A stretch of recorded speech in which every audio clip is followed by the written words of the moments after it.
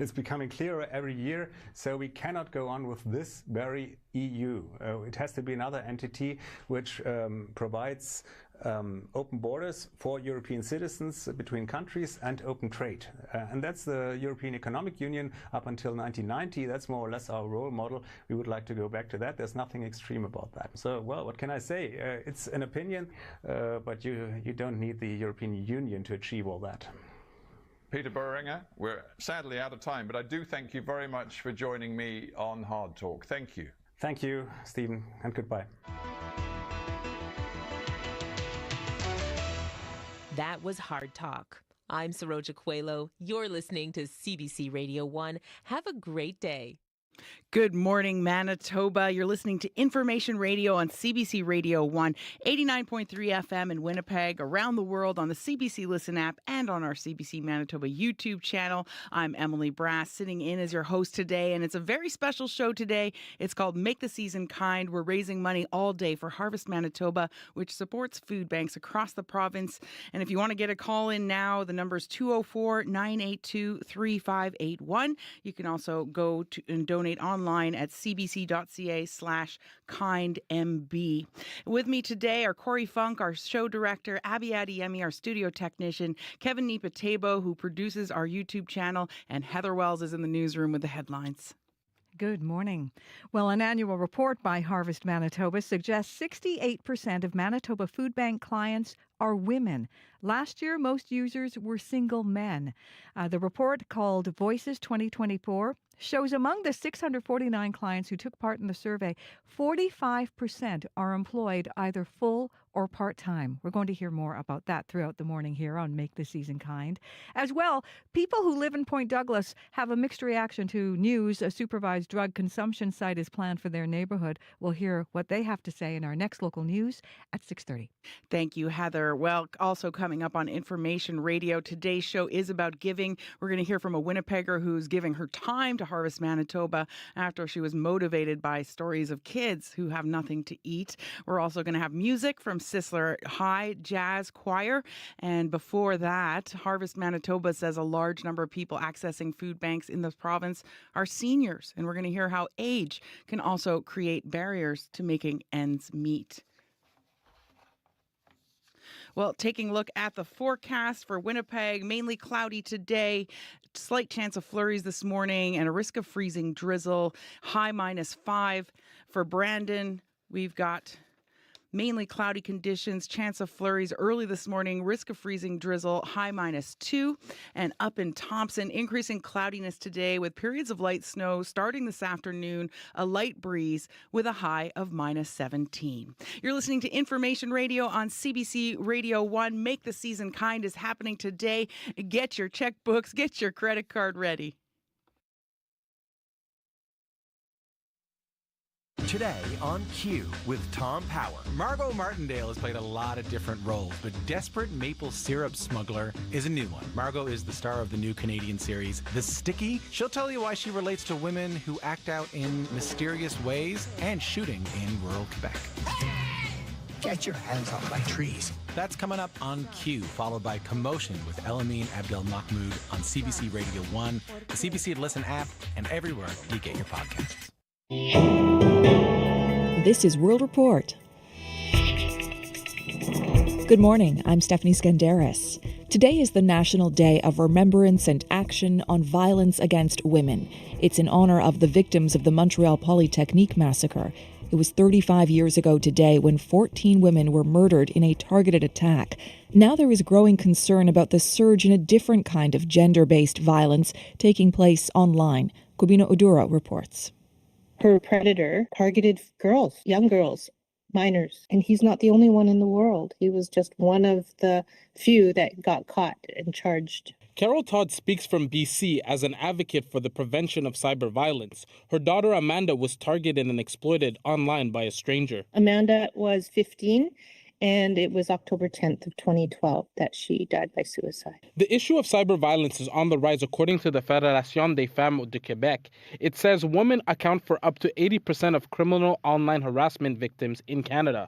Project coordinator Marina Mathieu says doxing is a common tactic. Which means using your confidential information to call you or contact you directly, for example, to tell you, I know your address, I know where you are. The organization is sparking the conversation now, 35 years after a gunman targeted women on the campus of Montreal's Polytechnic, leaving 14 dead and 10 injured. Men have a hard time dealing with their hard feelings. They try to use aggressiveness to deal with the problem. Psychotherapist Victor Hugo de Souza says some of the online violence comes from social media chats and podcasts that cater to men who feel frustrated. If we want to reduce the aggressiveness in the behavior of a man, he has to understand what he's doing, why he's doing this. De Souza and other experts say there needs to be more oversight regulations to deal with cyber violence. Cubino Duro, CBC News, Montreal. The United Nations says 280,000 people have been displaced by fighting in Syria since last Wednesday, and today more are on the move, fleeing the city of Homs.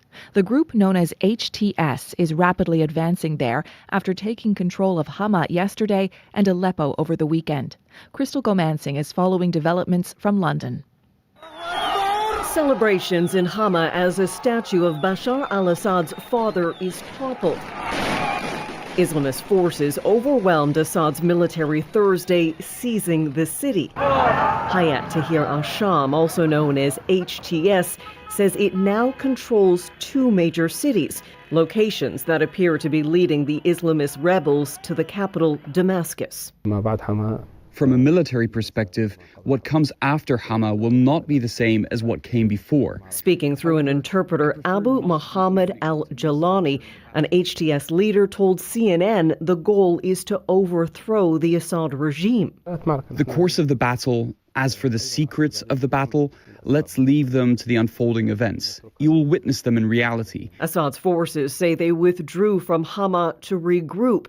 There has been intense fighting on the ground with support from Syrian backers, including Iran and Russia. Ahmed Exayas is the program director for the Syrian White Helmets. What the regime is doing when they are moving area is try to cut all the basic surfaces. HTS is considered a terror group by the U.S., but in areas where it has taken over, the rebels have been met with cheers. The Assad regime has for years brutally fought against those trying to overthrow it, often with horrific effects on civilians. Crystal Gomansing, CBC News, London. South Korea's embattled President Yoon Suk-yeol has aborted a planned visit to Parliament. Lawmakers awaiting Yoon's arrival hold a protest inside the building, chanting, "Arrest the criminal." There were reports Yoon was coming to apologize for his ill-fated attempt to impose martial law. That move plunged South Korea into political turmoil, and tomorrow there will be a vote on whether to impeach Yoon. Jan Kamenzijn Broomby has more from Seoul. Speaking following a meeting of the ruling People Power Party, leader Han Dong-hoon made a dramatic U-turn on his position from the day before when he said he would oppose attempts to impeach President Yoon Suk-yeol. But in light of new evidence, he now says Yoon must go. Han is also warning that if Yoon remains, there's a high risk a martial law order may be repeated. The development increases the chances Yoon will face an impeachment trial. Han's faction within the ruling party is made up of about 20 lawmakers, and that's enough to swing the impeachment bill against the president. Responding to the remarks, South Korea's newly appointed acting defense minister said talk of a second martial law is untrue, and in a media briefing said he would not obey any such declaration, even if it were repeated. Recent public opinion polling suggests Yoon's approval rating has dropped to just 16%, the lowest since he took office 2 years ago. The impeachment vote is scheduled for Saturday evening. Jan Kamenzijn Broomby for CBC News, Seoul. In Australia, worshippers at a Melbourne synagogue were forced to flee after the building was set on fire. It happened today as people gathered for early morning prayers. Witnesses report seeing at least 2 people throwing firebombs at the building. 1 person was injured and the fire caused extensive damage to the synagogue. Canada's federal court is experiencing what it says is a critical budgetary shortfall. Since last year, it has seen a nearly 50% increase in immigration case filings, and in some cities it's unable to schedule all those hearings within the required 90 days.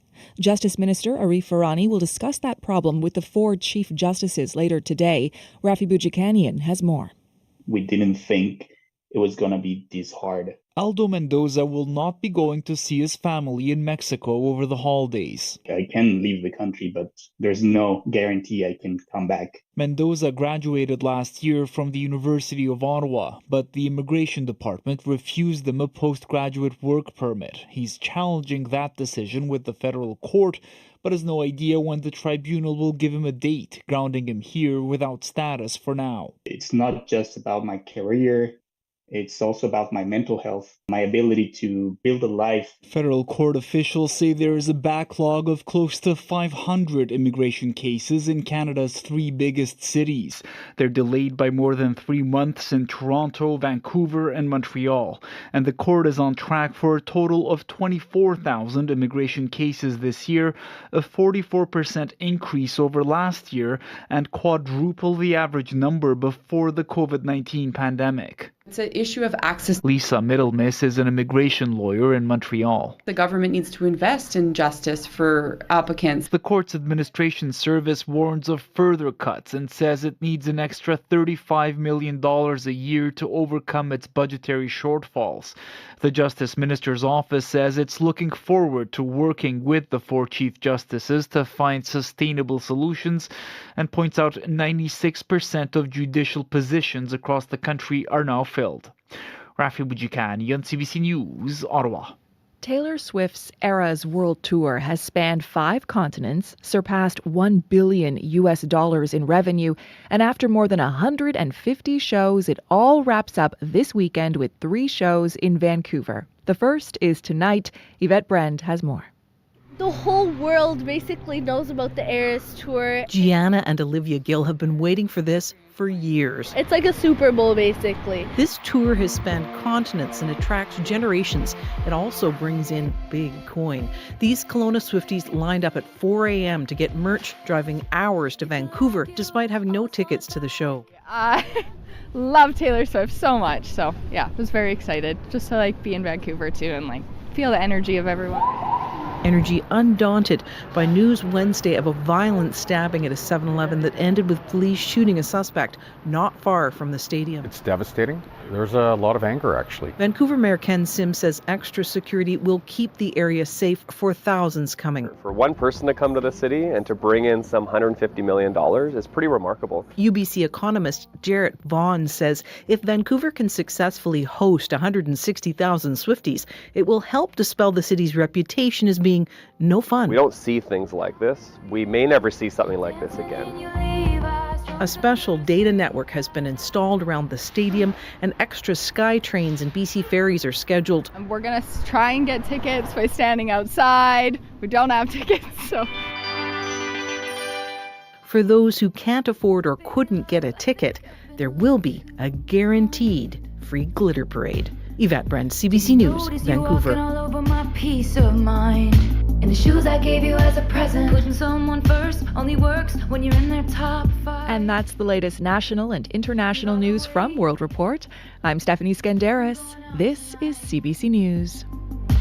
Best believe I'm still bejeweled when I walk in the room. I can still make the whole place shimmer. And when I meet the band, they ask, do you have a man? I can still say I don't remember.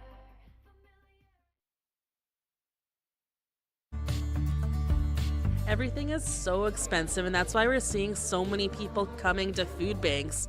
Even if people have jobs, they still sometimes come to food banks. Some of the big items that we need donated are non-perishables, like cans of food, pastas. We're always needing more onions, potatoes, baby formula too, baby supplies. Good morning, Manitoba. You're listening to Information Radio on CBC Radio 1, 89.3 FM in Winnipeg, and we have a very special show for you today. It's called Make the Season Kind. We're raising money all day for Harvest Manitoba, which supports food banks across our province. Also coming up on this first hour of the show, she raised 3 boys who were always hungry, but she had the means to fill their stomachs. We'll hear from a volunteer at Harvest who's motivated to help parents struggling to help their families. We're also going to have music this hour from Sisler High Jazz Choir. But up first, Harvest Manitoba says a large number of people accessing food banks in this province are seniors, and we're going to hear how age can also create barriers to making ends meet. It's -7 right now and cloudy at the airport. Heather Wells is standing by with the Manitoba headlines. Good morning.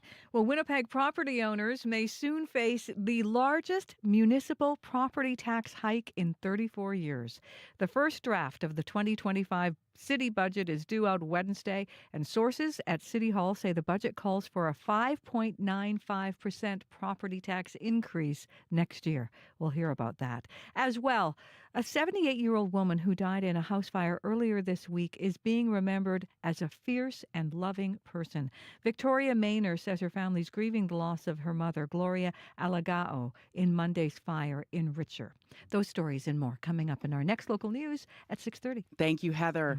That's Heather Wells from the CBC Manitoba newsroom. And joining us in the control room is Abby Adeyemi with a look at the forecast. It's going to be a chilly one across most of the regions today. Currently, Winnipeg -7. Today's forecast calls for mostly cloudy conditions. We do have this small chance of flurries and a risk of freezing drizzle this morning. And the winds will remain light. We'll get to a high of around -5 for today. And then tonight, mainly cloudy conditions will stay. We still have that chance of freezing rain staying with us overnight. The winds will shift slightly and temperatures would climb to around +1 by tomorrow morning, and we will see some clear conditions for Saturday. In western Manitoba, temperatures will reach only -2, and chilly conditions will be felt in south central part of the province with the wind chill making it even feel colder than the actual temperature. In the Parkland region, we're looking at some misty conditions in Dauphin at this time. Highs will be around -2, and for the Interlake region, we will see cloudy skies, high of near -5. But the northern part of the province, we're going to see frigid conditions with highs struggling to reach -17. So across the board, we're looking at a colder day as you move north, with Winnipeg being slightly milder compared to the harsh conditions we're seeing up there. So be sure to bundle up if you're heading out. Right now, it is -7. Yeah, I noticed it felt milder this morning, Abby, heading out. And I think everyone else will. Thank you so much. Thank you. That's Abby Adeyemi. He's also our studio technician. And joining us now in studio is Corey Funk, our show director, who also keeps an eye on the roads. Yes. Actually, I ran in this morning, and I can tell you it's actually a little bit slippery on those sidewalks now that's warmed up a little bit. There's a little bit of a that icy, slick. yes. I fell yesterday on my walk. And I was Ouch. like, ooh, yeah. Oh, no. So no fun. Otherwise, though, highways seem to be okay. Haven't heard any major issues here on the roads. But if you see something, give us a call on the CBC commuter line. That number 204-788-3093.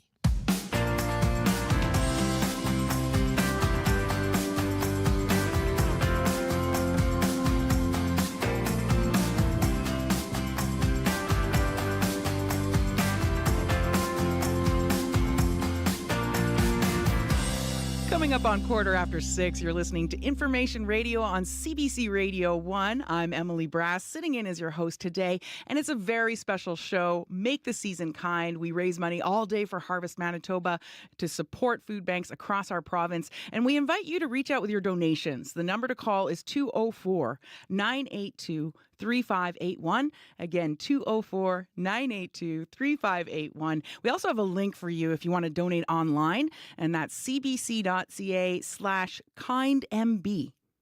cbc.ca/kindmb. And guess what? We've already raised over $3,000. We're at $3,035, and we have matching funds. Dave and Elena Forgan have generously offered to match any donations up to $200,000. So please, it's a great time to call up, make your donation, beat the rush. 204-982-3581 or cbc.ca/kindmb.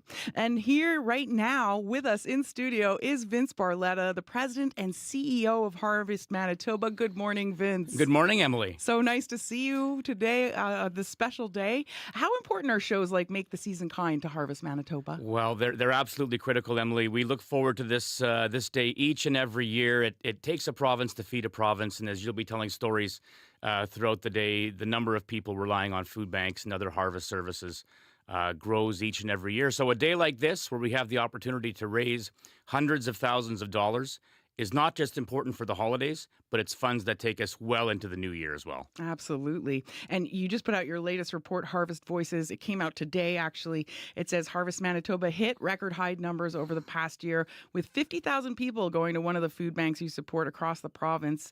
What are some of the factors that are leading to this record high? Well, we're seeing a lot of things. Certainly price inflation, increased prices for food, everything we buy, driving more and more folks to food banks. You'd mentioned seniors a little bit earlier, folks with disabilities that are having challenges. And I think of something as simple as right now, people not being able to get their mail, and the challenges that creates for individuals as well, and that meaning a cab fare or a bus ride to go get access to critical information. So all those things add up, and when you have so many people that are so close to the edge in terms of the income that they have, really every little bit helps, and all of those challenges add up to more and more people not able to make ends meet. Yes. In fact, Harvest Manitoba is saying more and more people accessing food banks, a lot of them seniors. 1 in every 5 unemployed food bank clients can't work because of their age. Age can also create barriers to making ends meet. CBC's Jim Agapito recently visited the Andrews Street Family Center in the North End, and that's where he met 63-year-old Judith Champlain, who was picking up some bread and peanut butter at their food bank. And she's a longtime client who wants other seniors to know it's okay to reach out for help.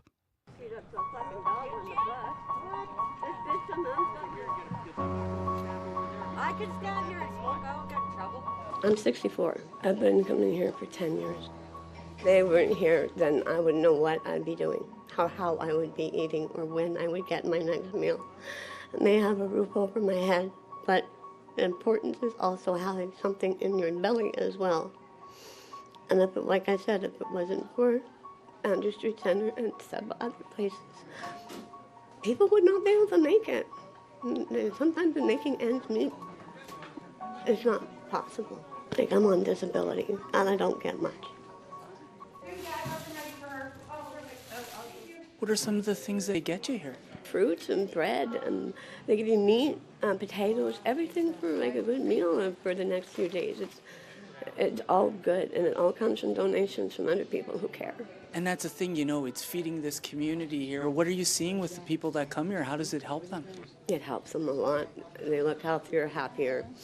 And this is a place where you can just come and unwind and have great coffee, conversation, and a good basket of food to take home once in a while.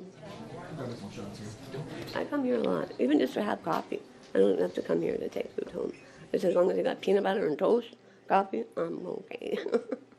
Sometimes you just have no choice of where your money goes if you still want to keep some of the things that you have, like with the Wi-Fi. I don't have a phone yet, so I'm working on paying for a phone bill. Like, I'm paying for the phone, but I don't have a phone. I got a number, but no phone. So it's not easy. And one from here. There are millions of people who are using the system of food bank right now. I have seen a lot worse than what is here. Trust me. I've been on Main Street, and it's worse than the people that come here. These people they have big hearts, and I feel bad for the ones out on Main Street.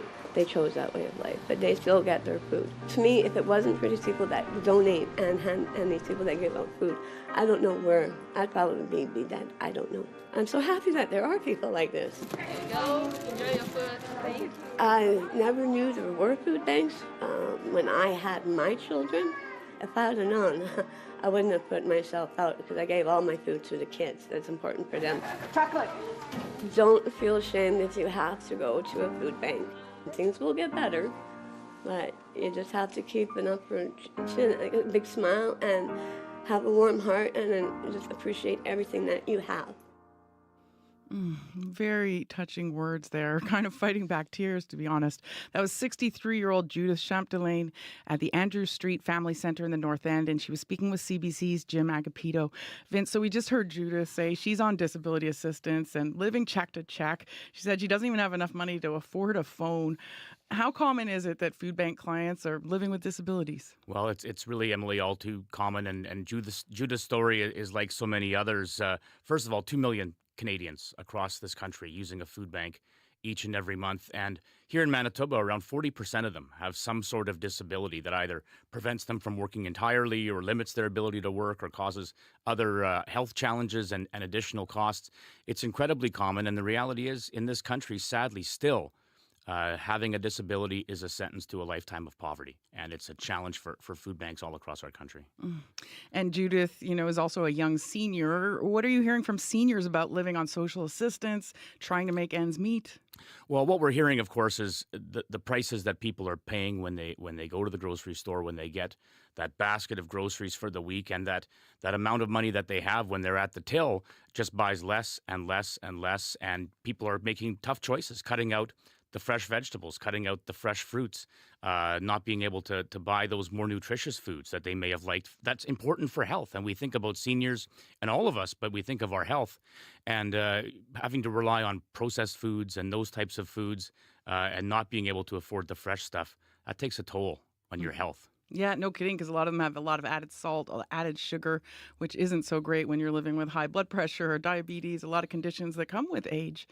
And also, I read in your latest report that came out today, nearly half of your clients want Harvest Manitoba to advocate for better social assistance benefits. What are you planning to do about that? Well, the one thing that I I love about the report is that we do have a number of recommendations that are there, and they're across the board, and they are related to issues such as income support, whether it's EIA, whether it's disability benefits, other programs, employment training programs, housing issues, a whole range of challenges. And so what we do throughout the year at Harvest, I think many people know, is we meet with elected officials across all levels of government. We work with partners across the community to do things like we're doing today, telling those stories, making sure policymakers are listening to the voices of people who live with poverty all across our province, and hearing from them the solutions that are going to make their lives better and healthier and give more promise for the future. And that's really what the Harvest Voices report is about, and that's a big part of what today's about as well. Was there anything surprising this year in the report when you got it? Well, the piece that continues to shock me, and I think many Canadians, is just the growing number of people who are employed, who have jobs, who rely on food banks. This year in our Harvest Voices report, a record number now, 45% of people that go to a food bank have a job. That never used to be the case, Emily, just 4 or 5 short years ago. And we're seeing people, again, across the board, broadly based, struggling to make ends meet. Okay, we're talking with Vince Barletta. He is the president and CEO of Harvest Manitoba. He's going to be with us all morning taking questions, and we've got lots more to come. Hi there, I'm Matt Humphrey, and you're listening to Make the Season Kind on CBC Radio 1. Today, CBC Manitoba's programming is in support of Harvest Manitoba and food banks across the province. To donate by phone, call 204-982-3581. That's 204-982-3581. Or head to cbc.ca/BeKindMB. Thanks for listening, and happy holidays. It's 6:24. You're listening to Information Radio on CBC Radio 1. Time to give out the numbers again. If you want to make your donation, the number is 204-982-3581. You can also donate online at cbc.ca/kindmb. And a special musical treat for you now. The Sisler High Jazz Choir, Jazam, is live here at CBC in studio. One of the many artists joining us live here throughout the morning. After 7, we'll also have Steve Bell, and after 8, pianist Connor Dara will join us. But right now, here's Jazam with Time. Time, you can spend it. When you spend it, then you're running out of time. You can save it, but to save it is to take a little time. In a minute, when you're in it, can you feel the passing time? It's an illusion, there's confusion when they tell you now it's time to get older, time to work and time to waste, and there's no time left to hold your time to tell them how you feel while there's still time. 3, 2, 1, 11:32 a.m. then dinner time. Now to kill, I said I will, and still it flies and flies all time.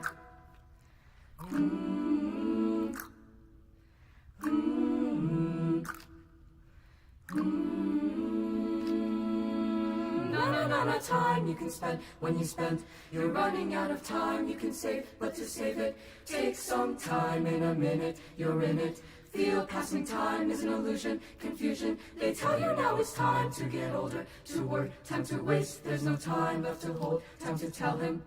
While there's still time, 3, 2, 11, 2 a.m. dinner time. Now to kill, said I will, still it flies, oh time.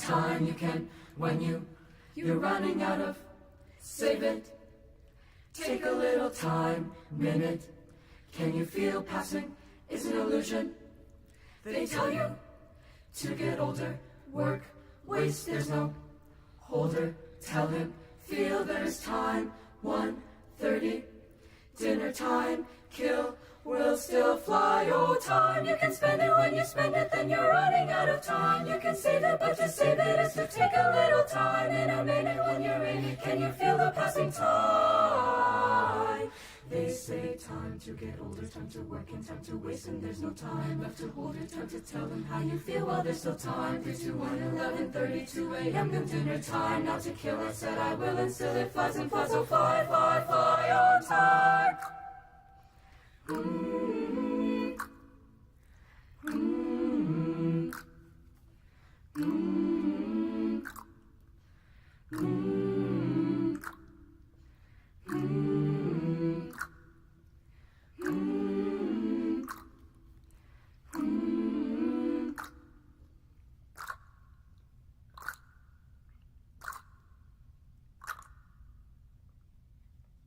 Wow, so powerful. Sounds like the ticking of a clock there. That was Jazam with Time. It's the Sisler High Jazz Choir. Beautiful harmonies, beautiful voices. Incredible to hear that this morning. Thanks to the students for coming out. And of course, this is our special show today, Make the Season Kind. We're raising money all day for Harvest Manitoba, and that organization supports food banks across the province. We invite you to reach out with your donations. The number to call is 204-982-3581. Again, 204-982-3581. And there's also an option to donate online, and the address to go to there is cbc.ca/kindmb. cbc.ca/kindmb. And a really special feature today is that Dave and Elena Forgan are matching your donations up to $200,000. So a really good time to come. Your donations will be doubled just by giving us a call. And we're getting close to $5,000 already. You've donated $4,963 with the matching. That brings us up to $9,926. A really impressive show so early in the morning. Vince, what do you think when you hear these numbers so soon? Well, I love to hear it, and of course, we need to keep that momentum going throughout the day. It's great. Thank you to all the early risers that are out making those donations and doing that, and again those kids from Sisler. Wow, incredible voices, and it just makes me think of all the school kids that we get through Harvest every year to volunteer and participate in our education programs. We had about 2,000 students come through Harvest over the course of the last year to volunteer and take part in education, and it's a huge part of what makes Harvest an incredible place during the holidays, but all year round. It fills us with great energy and spirit. Yeah, so much good that comes out of the volunteers.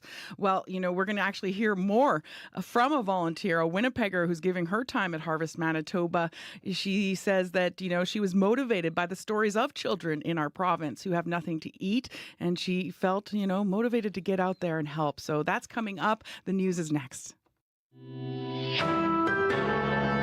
This is CBC News. Good morning. I'm Heather Wells in Winnipeg at 6:30. You notice the difference as soon as you step outside. It is much warmer in Winnipeg this morning. -7 right now.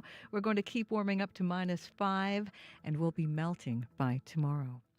Winnipeg property owners may soon face the largest municipal property tax hike in 34 years.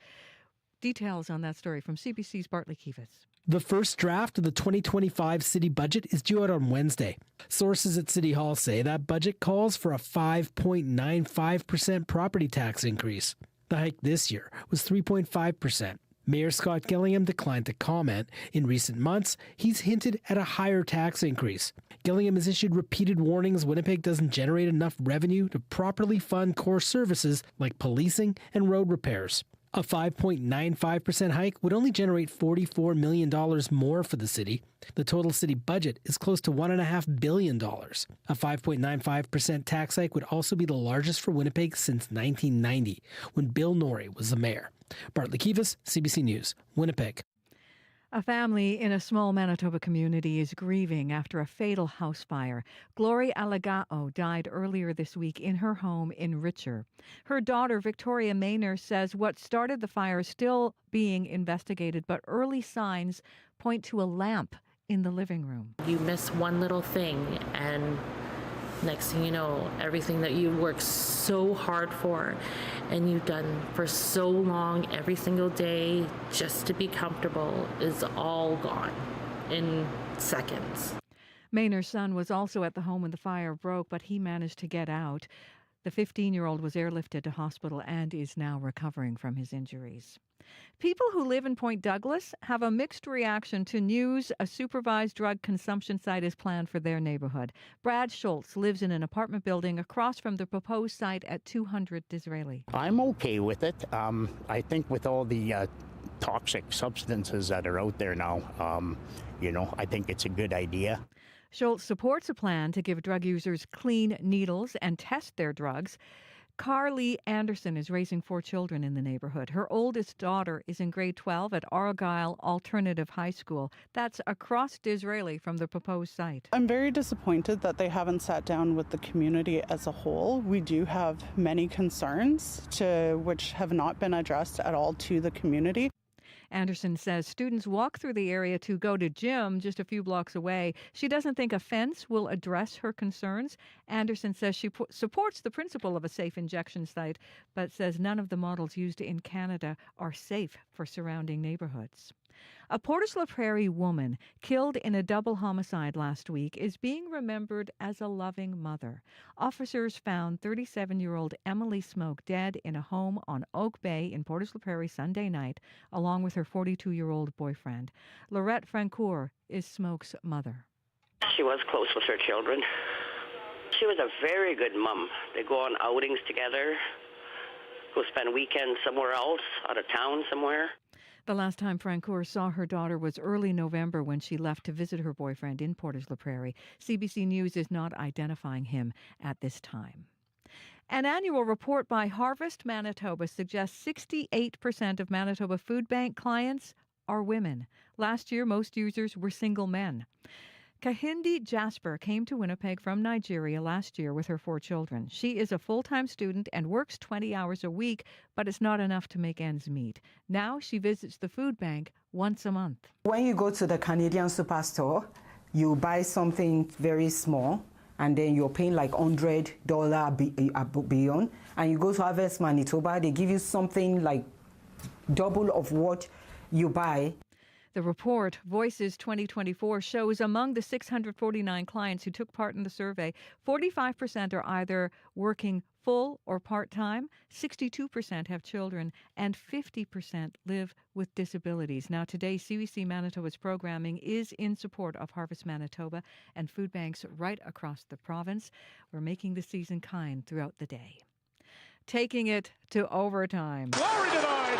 Morrissey. Lowry scores. Adam Lowry wins it in overtime, and the losing streak is dead. Adam Lowry on TSN last night as the Jets edged the Sabres 3-2. Lowry says he's happy with that win, but he says he doesn't remember a lot of the game-winning goal. I end up with the puck, and the first one was kind of a bit of a scramble, and all of a sudden it comes back to me. So JMO made a heck of a play to get it over to me, and it's nice to see that one go in the back of the net. So that 4-game losing skid, as we said, is done. The Jets hope to continue winning now in Chicago tomorrow afternoon. You can find more on that game as well as other Manitoba news at cbc.ca/Manitoba. Feeling good about that win, Heather? You know what? I was really kind of nervous about it after the first period. I didn't know that we could do it, but yeah, it's so exciting. Go Finally. Jets, go back on top. Thank you, Heather. For now, we hope we can continue. Yes. Thanks, Heather. Thank you. That's Heather Wells, who was joining us from the CBC Manitoba newsroom. And from the other side of the glass, Abby Adiemi has a look at the forecast. Good morning, Abby. Good morning once again. Colder conditions in the northern part of the province. Winnipeg currently at -7. Expect cloudy skies today. We get to a high of -5. In the western part of the province, Brandon is sitting at -5. We're seeing light snow in that region. We should get to a high near -2 today. In the south central region, Morden is sitting at -4 with partly cloudy conditions. It will stay mostly cloudy for the rest of the day. The high would be around -4. For the Interlake, the Parkland region, Dauphin is sitting at -8 with misty conditions at this time. We're going to see highs around -2. The Interlake region, Gimli sitting at -8 with partly cloudy skies. Light breezy conditions, highs near -5. Flin Flon and the Power, we're seeing temperatures around -16. We're expecting snow, 2 to 4 centimeters accumulation. We should see highs near -11 and the wind chill in the valleys of -23. And for Thompson and Churchill, we're seeing ice crystals at this time. Expect cloudy conditions. Light snow will come in the afternoon. Highs around -17. So across board, conditions are cool in the north. Winnipeg at -7 at this time, and we'll get to a high of -5. It's enough to get you in the Christmas spirit, isn't it, Abby? It's all about the Christmas spirit now. Frosty the Snowman just walked by, I think.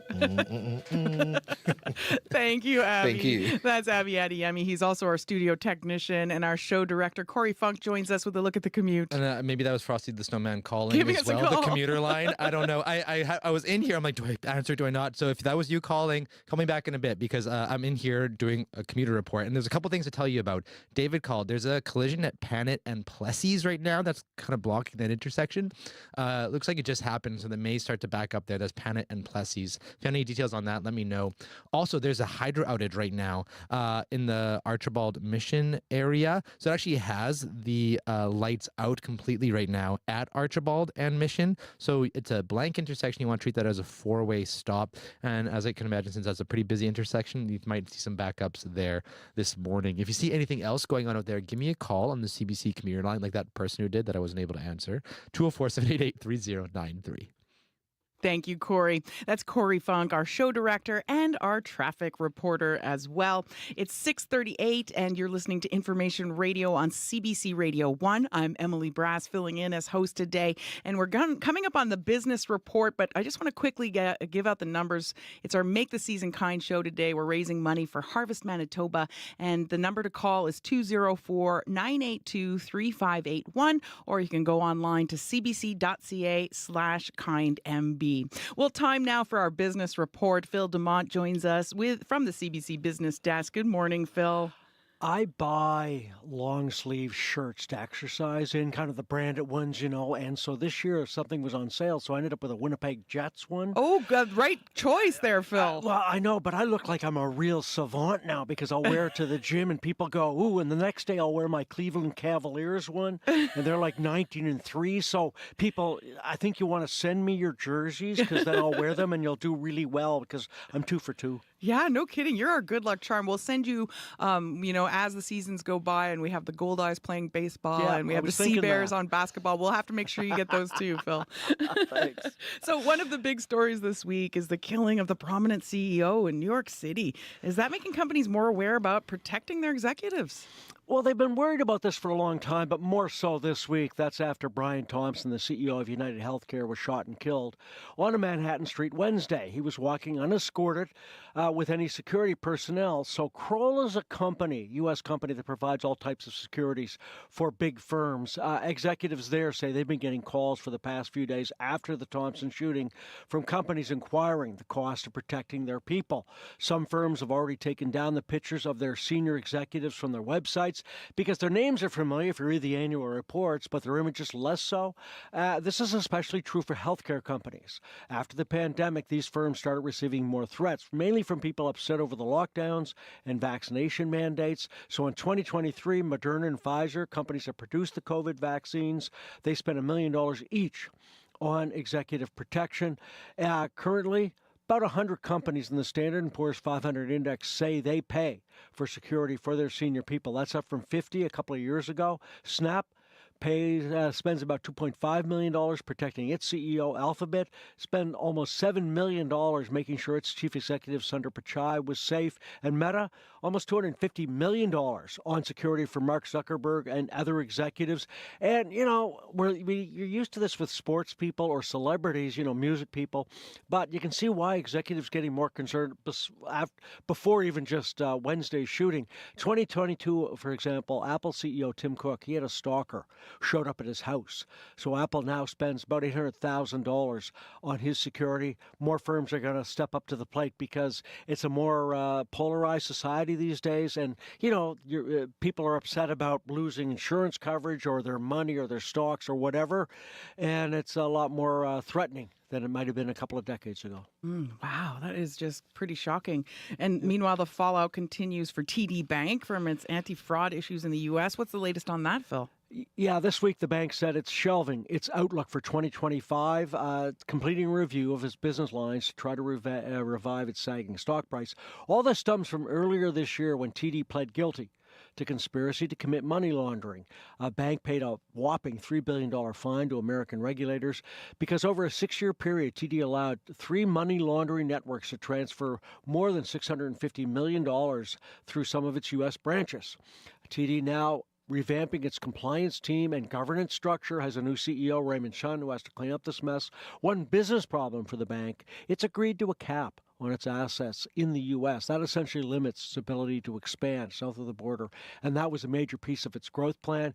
Early in the year, set a target of 10% earnings per share increase next year, threw that out the window this week. Instead, investors will have to wait till 2025 before the bank can figure out where it's headed, and the stock price, not surprisingly, down about 15% this year. And speaking of the stock price, what's happening in the market so far, Phil? Right now, it turns out France didn't like its government after all. PM's out, stock market up about 1.5%. Germany up as well. China next week starts its annual economic planning conference in Beijing. Hong Kong up 1.5%. Shanghai up 1%. Commodities, crude oil down 68 cents, $67.62 a barrel on the Canadian dollar. I have it down slightly, 71.21 cents U.S. Thank you so much, Phil. Thanks, Emily. That's Phil DeMont with the CBC National Business Report.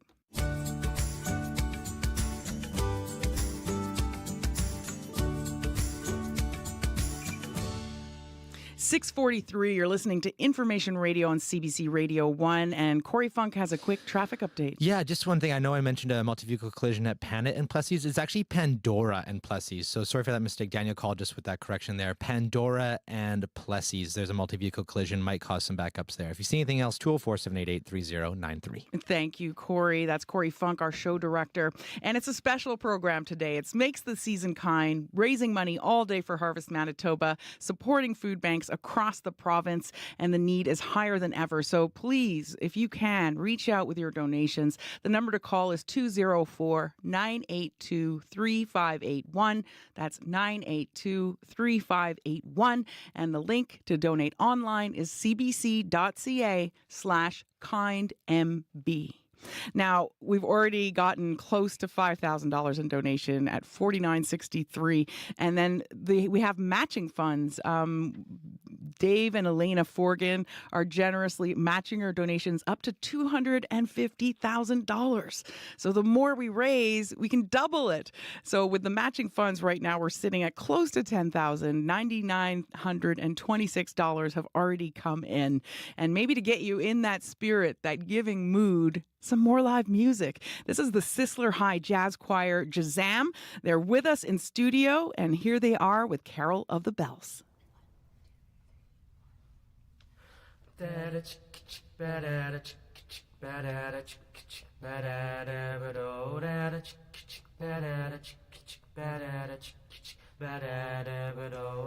hear the bells, bright silver bells, now echoing good music. Tea of good cheer, Christmas is here, now all is well, singing loudly they ring, each answering, filling the air, loudly declare, this is the year peace will appear, hatred will cease, love will increase, songs are sincere, message so clear, hearts drawing near, now needs to fear. Love is agreeing, love is revealing, love is our being, we all are one.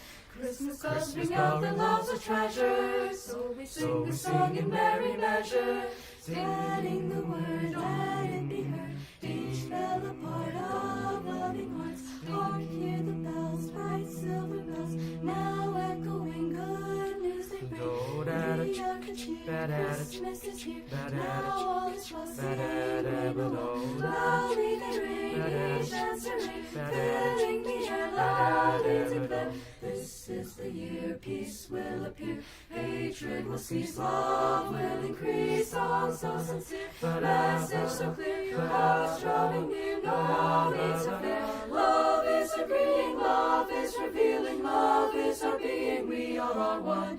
Christmas bells ring out, their love's a treasure, so we sing this song in merry measure, spreading the word, let it be heard, each bell a part of loving hearts. Hark, hear the bells, bright silver bells, now echoing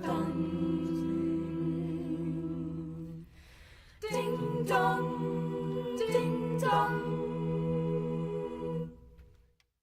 Beautiful music. That is the Sisler Jazz Choir. They're known as Jazam. We're really glad to have them here today. And we're going to bring the choir director in for a couple of questions here. So Carolyn Boys is the director. Nice to have you here. We also have one of the singers who's going to speak. That's Julia Gementiza.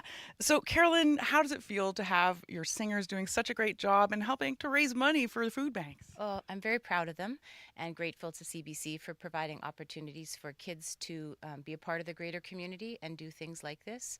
We love to sing, and we learn to sing for all kinds of reasons, and one of them is to help out, to lift spirits, and to communicate messages of hope, and we're grateful to be here today. And Julia, how does it feel for you to sing and know you're raising money for people who need it? It's really wonderful, and I'm glad that we're able to help. And I understand that you've also volunteered for Harvest Manitoba. Yeah. Tell us a bit about that experience. So I had the opportunity to volunteer at Harvest Manitoba, and my job was to check all the non-perishable items and foods to see if they were in good condition to donate. And it was really lovely seeing how there was many that were being donated to those in need. Oh, that's fantastic. Well, thanks to everybody. You're all sounding so lovely. And Carolyn, you're going to do another song. Tell us what's coming up. This is called Go Tell It on the Mountain, a spiritual that we really love singing. Thank you so much. More from the Sisler Jazz Choir.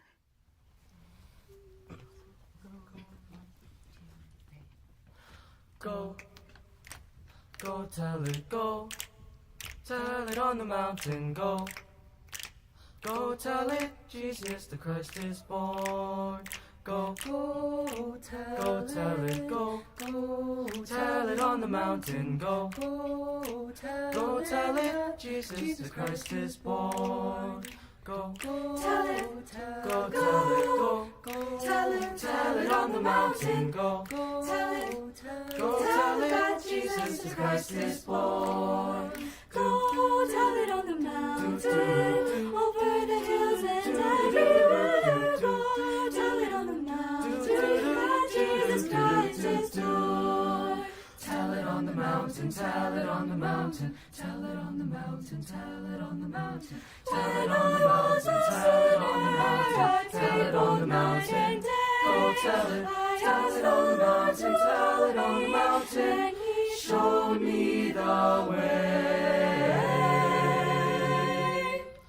Go tell it on the mountain. Go tell it. Go tell it on the mountain. Go tell it on the mountain. Go tell it that Jesus the Christ is born. Go tell it on the mountain. Go tell it. Go tell it on the mountain. Go tell it on the mountain. Go tell it that Jesus the Christ is born. Go tell it on the mountain. Tell it. Go tell it on the mountain. Go tell it on the mountain. Go tell it that Jesus Christ is Jesus the Christ is born. Jesus the Christ is born. Oh, the sweet sounds of the Sisler Jazz or Sisler High Jazz Choir. They're known as Jazam, and that was them with Go Tell It on the Mountain. And we're going to go tell on the mountain how much money we're already raised. Vince Barletta, President and CEO of Harvest Manitoba, is here. Tell us, what's the latest on all the donations? Well, you know, these Sisler kids are obviously getting the generosity of Manitobans flowing this morning. Really pleased to say, with the matching amounts, we're already at $26,514. People are starting to wake up. They're starting to tune in, and they're starting to give. That's fantastic. Vince mentioned that there's matching funds this morning. Dave and Elena Forgan are matching your donations up to $250,000. So we have a great opportunity here to just raise so much money to help food banks across the province. So please give us a call with your donations. The number's 204-982-3581. Grab your pen, 982-3581, or better yet, grab your phone and make a call. Also, you can donate online. The address for that, cbc.ca/kindmb. Well, today's show is about giving, so we're going to hear from a Winnipegger next who's giving her time at Harvest Manitoba. She was motivated by the stories of children in our province who have nothing to eat. Jeannie Dubberly has worked in the development office at Harvest Manitoba for just over a year, and she spoke with CBC's Marcy Marcusa about how she got involved with helping out. Last September, I came to an appreciation night for donors. At one point, I found myself in tears, but I react very emotionally to things especially about kids being hungry. And before I finished, I decided I had to sign up and volunteer. I had been thinking about it for many years. And when you get to be my age, it is very hard to feel useful.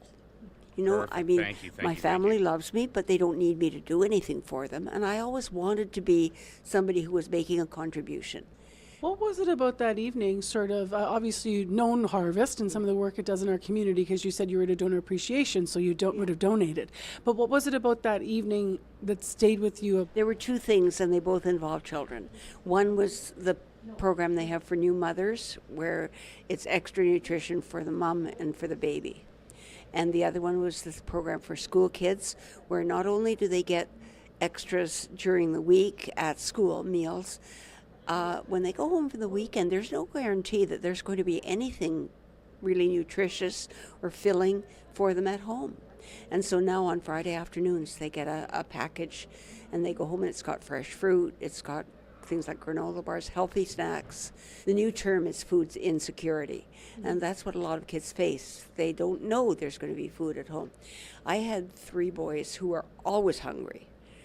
But it wasn't because there was no food in the house. It was just because they were really active, and I had to just keep, restocking them. But they always had food in the kitchen that they could eat. They were always warm, and they always had clean clothes. And there are too many kids in our community. There are too many people in general who are hungry. And in a rich country like Canada, nobody should be hungry. And the thought of people who go to bed at night and their stomachs are empty, and and especially when I think of kids, I mean, my eyes are filling up now, and it's just hard for me to think about. So if there's anything that I can do, money is easy. I don't have a lot of it, but I have some, and so the donation is easy. But if I can do something more. as you're talking about terms, use the term people who've been privileged. I've certainly been privileged in my life in Winnipeg. But there's certain things that sort of just stay with me over the years. Every time I visited Harvest when we come for CBC, and I don't know why, but one year somebody was talking about the fruit bowl, and I just had this image of like the fruit bowl. Like everywhere I've ever lived, there's been a fruit bowl on the table, on the counter, and inevitably there's like a banana that goes brown and it gets thrown in the freezer or whatever. And I just thought, like, what a privilege that is to have a banana going brown. For you, it was the fruit bowl. And for me, it's the idea of a kid crying in the bed at night because they haven't had enough to eat. And that kills me. It's just too hard even to think about. And so if I can do something, so very often when I'm doing the thank you calls that I get to do, did I mention the thank you calls? Okay, so calling people who've recently donated, but the personal call. And so very often people are receptive to more than just the thank you. Like they'll start to talk to me, or I'll tell them the fascinating thing that every dollar donated buys $10 worth of groceries, and people have no idea about that mostly. But for somebody who gives a smaller donation, like $10 a month, I often have people apologizing for that. And I say, yeah, but did you know that your $10 buys $100 worth of groceries? And I said, well, it's because you and I go into the grocery store, we buy a can or two of soup. Harvest is buying a case or 200 cans of soup. So they can negotiate better prices. So yeah, your little donation that you think of as being small and maybe not worthwhile is buying $100 worth of groceries to feed hungry people. And people will say it about $100 donation. I say, you're buying $1,000 worth of groceries. And for me, that's just mind-boggling. My monthly donation is not very large. But when I multiply it by 10, it sounds pretty good. That was Jeannie Dubberly. She volunteers at Harvest every week. She was speaking with CBC's Marcy Marcusa. We have the president and CEO of Harvest Manitoba in studio, Vince Barletta. And Jeannie, what kind of difference does she make at Harvest? Well, it puts a smile on my face hearing her voice. I see her walking down the hall a few days a week, comes in, volunteers, like she said, making those thank you calls, doing what she can for Harvest. She doesn't move as quick as she used to, but her heart is in it, and she does amazing work. That's the spirit of Harvest. That's the spirit of giving, and that's the spirit of what we're celebrating today. So big thanks, Jeannie, for everything you're doing. And we'll give you the numbers on where to donate right after the news headlines with Heather Wells. Good morning. Well, a Portage La Prairie woman who was killed in a double homicide last week is being remembered as a loving mother.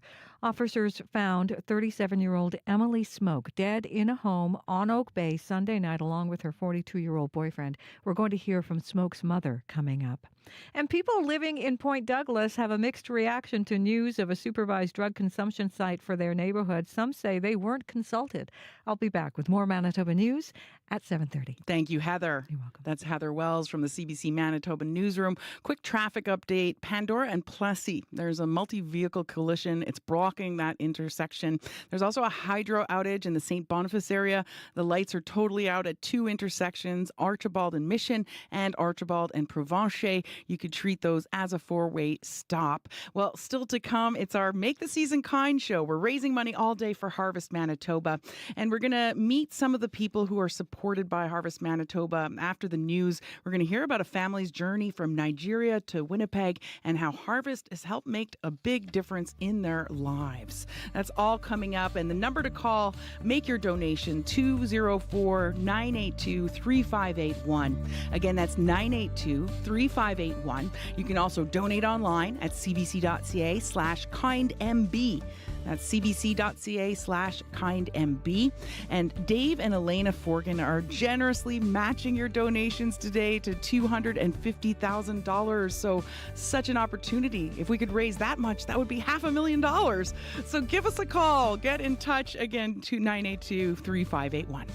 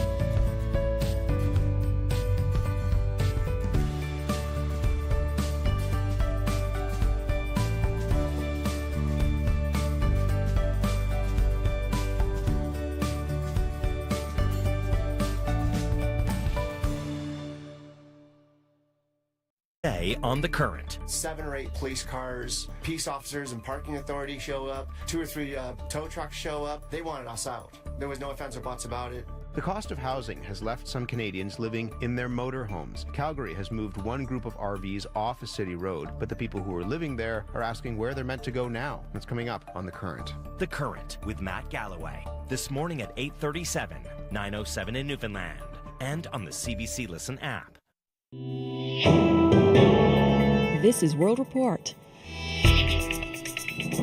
Good morning, I'm Stephanie Skandaris. Conservative MP Michelle Rempel-Garner may be the next person called before Parliament's National Security Committee to testify about possible Indian interference in the last Conservative leadership race. Rempel-Garner was Patrick Brown's campaign chair for part of that race, and the committee heard from him yesterday. Janice McGregor is in our parliamentary bureau. Janice, despite saying he had no evidence to contribute, Patrick Brown had quite a bit to say yesterday, right? Yeah, sure did, Stephanie. It was clear that Brown knew the Indian consulate was unhappy with what he was saying and doing in support of the Sikh community. Not only was he hearing about it indirectly, he was finding himself uninvited to a key event. And the Consul General phoned his campaign chair directly. But rather than tell these meddling diplomats to mind their own business, the pressure worked. Brown changed his language to no longer refer to a Sikh nation. And in this exchange with a Liberal MP, he acknowledged that some of his volunteers were under a lot of pressure. I think the relationship with the Consul Generals is important for diaspora communities because of the ability to quickly access visas to visit your home country. And so that importance would be an implied threat that if a Consul General is unhappy and upset, to support a candidate that has made the Indian government upset could in fact implicate or affect a visa application. I think that's something that some members of the community would be concerned about. Remember, this was happening in early 2022. After the 2021 election, the Conservative Party investigated and sounded the alarm about how Chinese diplomats were interfering, punishing their candidates for positions the Chinese Communist Party didn't appreciate. It's not clear why this behavior by India's diplomats didn't ring the same alarm bells when it was happening in the party's leadership race. So where does this committee probe go next? Well, they're now going to vote on a motion in front of them to hear from 2 members of Brown's campaign team who come from the Indian diaspora, as well as the campaign chair that took that angry phone call, Conservative MP Michelle Rempel-Garner. She's insisted that this pressure isn't why she stepped down as chair. Earlier this week, though, she walked away from a CBC journalist trying to ask her questions. She's going to have to explain her side of the story if the committee compels it. Okay, Janice McGregor in Ottawa, thank you so much. You're welcome. Today is the National Day of Remembrance and Action on Violence Against Women. It's in honor of the victims of the Montreal Polytechnic massacre. It was 35 years ago today when 14 women were murdered in a targeted attack. Now there is growing concern about the surge in a different kind of gender-based violence taking place online. Gubino Oduro reports. Her predator targeted girls, young girls, minors, and he's not the only one in the world. He was just one of the few that got caught and charged. Carol Todd speaks from BC as an advocate for the prevention of cyber violence. Her daughter Amanda was targeted and exploited online by a stranger. Amanda was 15, and it was October 10th of 2012 that she died by suicide. The issue of cyber violence is on the rise according to the Fédération des Femmes du Québec. It says women account for up to 80% of criminal online harassment victims in Canada.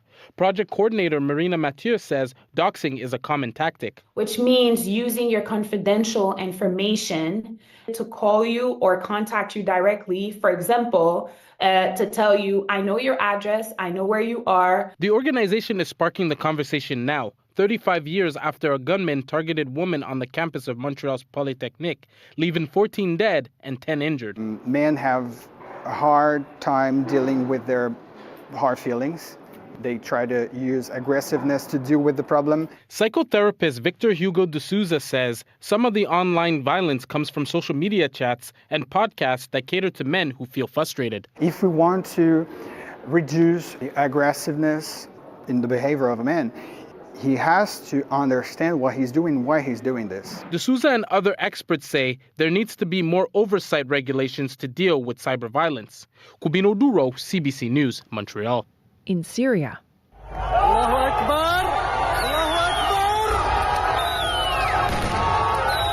people cheer and fire their guns toward the sky as a statue of President Bashar al-Assad's father is toppled in Hama. Rebel forces took control of that city yesterday. Now they're pushing their way towards Homs. Video posted online shows an airstrike destroying a bridge on the main route to Homs. A Syrian army officer told Reuters Russia carried out the bombing to prevent the rebels from using the highway. Even so, Syria's war monitor says the rebels are just 5 kilometers away from Homs. South Korea's embattled President Yoon Suk-yeol has aborted a planned visit to Parliament. Lawmakers awaiting Yoon's arrival hold a protest inside the building, chanting, "Arrest the criminal." There were reports that Yoon was coming to apologize for his ill-fated attempt to impose martial law. That move plunged South Korea into political turmoil, and tomorrow there will be a vote on whether to impeach Yoon. Jan Kamensain-Brumby has more from Seoul. Speaking following a meeting of the ruling People Power Party, leader Han Dong-hoon made a dramatic U-turn on his position from the day before when he said he would oppose attempts to impeach President Yoon Suk-yeol. But in light of new evidence, he now says Yoon must go. Han is also warning that if Yoon remains, there's a high risk a martial law order may be repeated. The development increases the chances Yoon will face an impeachment trial. Han's faction within the ruling party is made up of about 20 lawmakers, and that's enough to swing the impeachment bill against the president. Responding to the remarks, South Korea's newly appointed acting defense minister said talk of a second martial law is untrue, and in a media briefing said he would not obey any such declaration, even if it were repeated. Recent public opinion polling suggests Yoon's approval rating has dropped to just 16%, the lowest since he took office 2 years ago. The impeachment vote is scheduled for Saturday evening. Jan Kamensain-Brumby for CBC News, Seoul. Authorities in New Zealand have called off the search for 3 missing hikers, including 1 Canadian. The 3 men disappeared on Monday while hiking a rugged mountain range on the South Island. The area is known for its treacherous climbs and harsh weather. Vicky Walker is a commander with New Zealand Police. We do not believe that the men have survived. We believe they have taken a fall. This is certainly not the news we wanted to share today. The search began when the men did not show up at the rendezvous point. Crews found some of their footprints and items believed to belong to them. Their bodies have not been found. The identity of the Canadian is being withheld at the request of the family. Joe Biden is expected to issue more pardons before the end of his presidency next month, and there's speculation in Washington he may use that power to protect some of Donald Trump's critics. The president-elect has vowed to take revenge on his political opponents once he's back in the Oval Office, but Biden may try to shield them before that. Richard Madden is following the story from Washington. Richard, what are you hearing? Yeah, the president's staff are reportedly debating whether to issue preemptive pardons to several current and former government officials who may be on Donald Trump's enemies list. Now, White House officials don't believe the recipients actually committed any crimes, but they're worried Trump may follow through on his vows to seek revenge against his critics. And some of the names being floated are Dr. Anthony Fauci, who's been a target by the far right for his advice during the COVID outbreak. Outgoing special counsel Jack Smith, who indicted Trump for trying to overturn the 2020 election, and former Republican Congresswoman Liz Cheney, who co-chaired the January 6 House Committee investigating Trump's role in the deadly Capitol attacks. South Carolina Democrat Jim Clyburn is among the voices supporting this unprecedented action. I think that they all should be preemptively pardoned because I think there are people who Trump may bring into this government who will go after these people in a serious way, and there's no need to subject them to that. Now, if President Biden follows through, it would be a first for a president to issue mass pardons of government officials to protect them from retribution by his successor.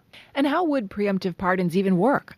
Yeah, so this idea is reportedly for Biden to essentially clear them for theoretical crimes covering several years, which would blunt the incoming administration from going after them. Because as we've seen, federal investigations can drag on for months, if not years, costing people a fortune in legal fees and destroying their career prospects, even if no charges were found. Now, this plan is reportedly still at the staff level, and Biden himself has not made a final decision. Okay, Richard Madden in Washington, thank you. You bet. And that's the latest national and international news from World Report. I'm Stephanie Skandaris. This is CBC News.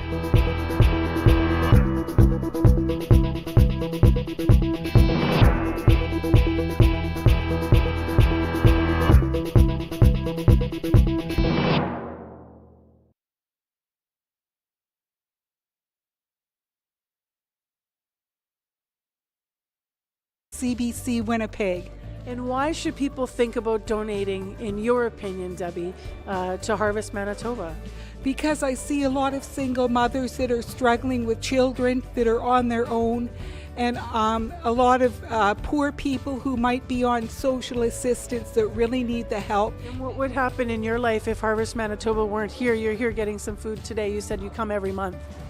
I wouldn't be eating as well or doing as well. Like I could be starving, who knows? The price of groceries have gone up so high.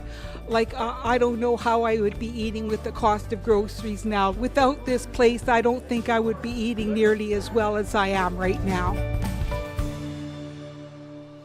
Good morning, Manitoba. You're listening to Information Radio on CBC Radio 1. It's our very special show today. It's called Make the Season Kind. We're raising money all day for Harvest Manitoba, which supports food banks across our province. And coming up in this half hour of the show, we're going to hear how older Manitobans are using food banks during this time of high inflation and ever-increasing food costs. We're going to have Scott Regehr bring us an update from the world of sports. But coming up first, we're going to hear how we're going to meet some of the people who are supported by Harvest Manitoba and hear more about a family's journey from Nigeria to Winnipeg and how much Harvest Manitoba has helped make a difference in their lives. Up first now, though, we've got an update on the weather with Abby Adiemi. Good morning, Abby. Oh, first we're going to have Heather Wells with the news headlines. So my apologies. Good morning. Well, Winnipeg property owners may soon face the largest municipal property tax hike in 34 years. The first draft of the 2025 city budget is due out on Wednesday. Sources at City Hall say the budget calls for a 5.95% property tax increase next year. The hike this year was 3.5%. And that annual report by Harvest Manitoba suggests 68% of Manitoba Food Bank clients are women. Last year, most of the users were single men. We're going to hear more in our next local news coming up at 7:30. Thank you, Heather. You're welcome. That's Heather Wells from the CBC Manitoba newsroom. Abby Adiemi has the forecast. Good morning once again. We're looking at chilly temperatures in the northern part of the province, but down south, Winnipeg currently at -7. Today's forecast calls for mostly cloudy conditions. We do have this small chance of flurries in the forecast with a risk of a freezing drizzle this morning. Winds will remain light and the high will be around -5, and then that condition continues into the overnight period, with the winds shifting slightly and temperatures will climb to +1. In other regions, the Westman region is only going to reach -2 today, and chilly conditions will continue in the south central part of the province, where the wind chills making it even feel colder than the actual temperatures. Now, if we go up north, talking about the Pamphlet Flan, we're looking at snow and breezy conditions with temperature near -11.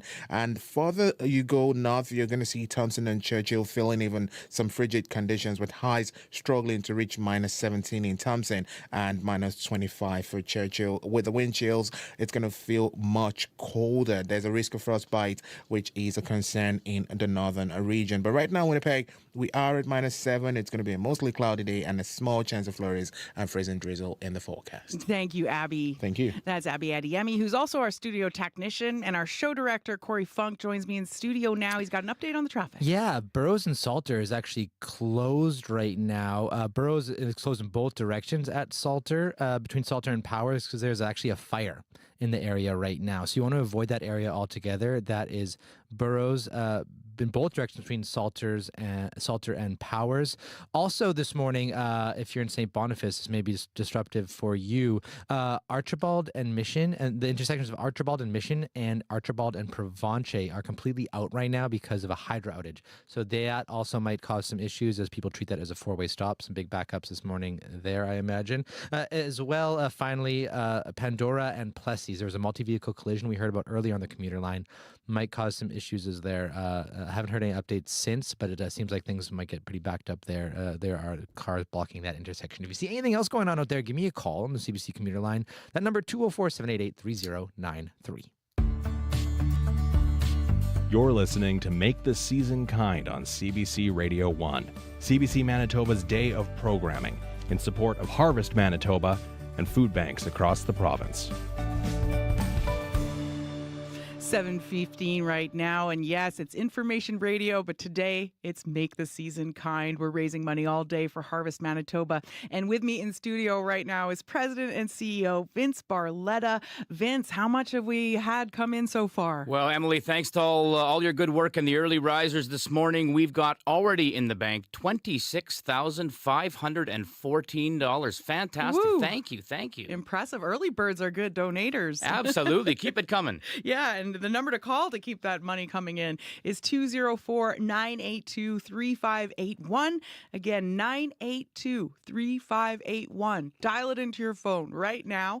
You can also go to your laptop, go to your tablet, and visit cbc.ca/kindmb.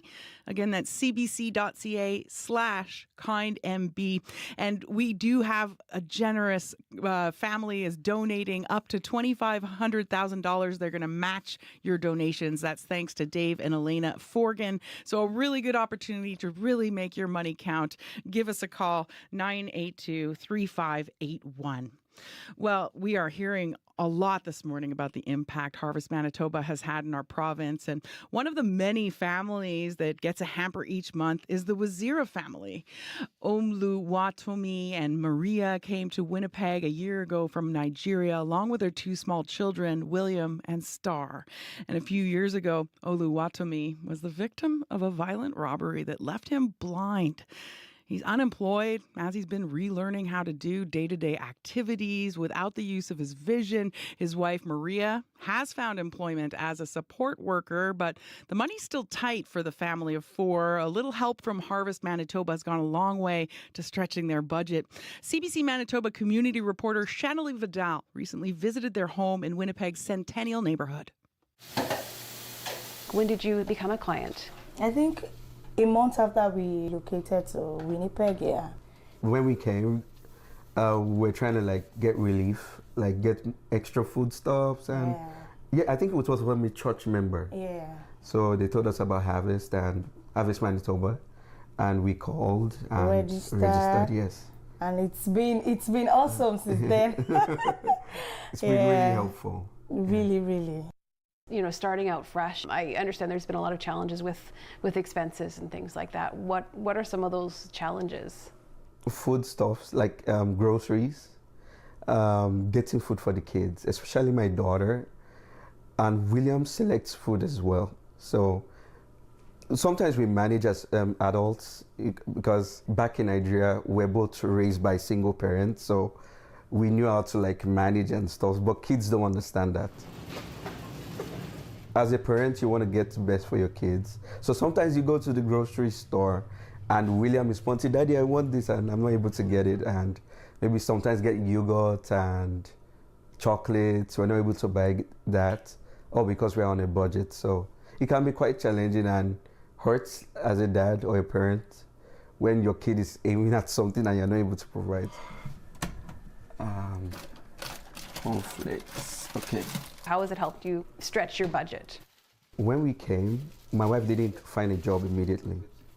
So we needed that extra food, like I said, especially for the kids.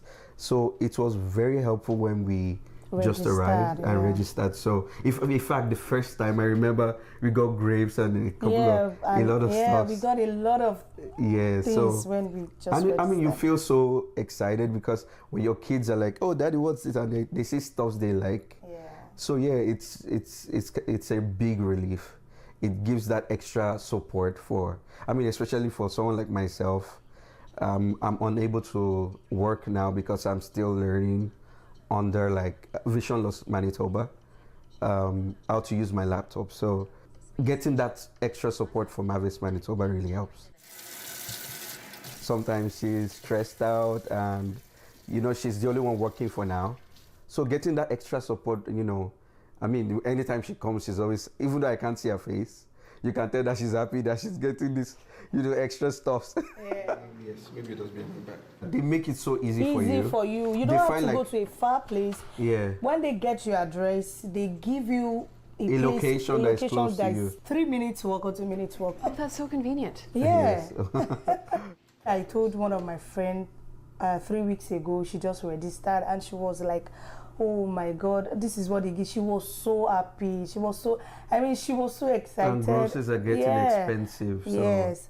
Everybody needs that support. And she has kids like us too. Right, so those extra support will mean a lot to kids. Yeah, not just adults. Yeah, just see it as if you are helping the kids. Yeah, because most time when I go to Harvest Manitoba, when I go for my appointment, I see people with their kids. The way they jump and they're so excited that like they're gonna get things. They're gonna get fruits, yogurt. I don't know. I always see this joy in their faces when I see them. They always come with their parents, and it's a good thing. Yeah. That was the Waziri family of Winnipeg speaking with community reporter Shanley Vidal. They're one of thousands of families helped by Harvest Manitoba. Vince, the Waziri family is getting by with just one income ever since Oluwatomi lost his vision in an attack. He's relearning how to do day-to-day activities. How hard is it for a family of four nowadays to buy groceries with just one income? Maria's, getting the money that's coming in, but with Oluwatomi not being able to work, like how much of a challenge do you think that is? Well, it's a huge challenge, and every year there's a food price index report that comes out. It just came out the other day. Average family of four spending $16,000 a year on groceries. That's expected to increase by $800 upcoming here in 2025. So you think about single income families, someone dealing with disability, in Tomi's case, blindness due to a robbery and an attack, raising a couple of kids in a new country. It's a huge, huge challenge, and more families are in that exact same situation. Yeah, and it just shows how quickly life can change for people. So help make a change for the best. Give us a call with your donation. The number to call is 982-3581 or online at cbc.ca/kindmb. And Vince, quickly give us an update on the numbers. How much has come in so far? Well, the money keeps rolling in, Emily. We are currently at $35,488 with that match. Let's keep it going. Keep it going. And we're going to keep the vibes going here with music. We've got Steve Bell standing by in the studio, and he's going to play Lovers in a Dangerous Time. 3, 4.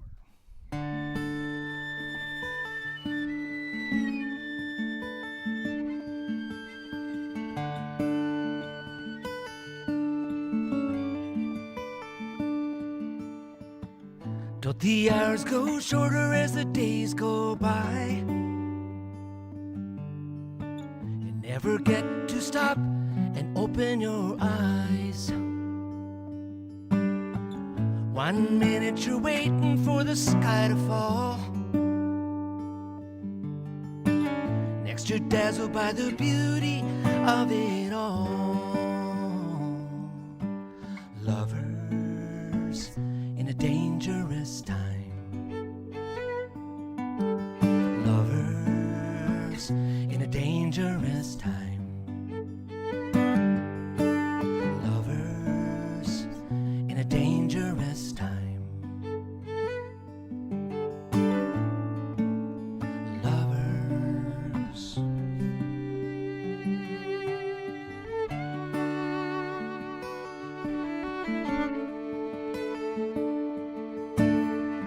These fragile bodies of touch and taste. This fragrant skin, this hair like lace. Spirits open to the thrust of grace. Never a breath you can afford to waste. When you're lovers in a dangerous time. Lovers in a dangerous time.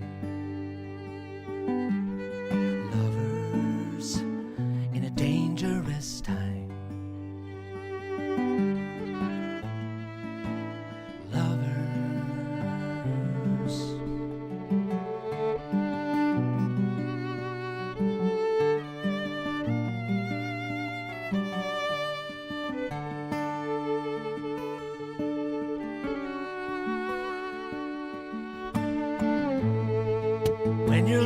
at a dangerous time.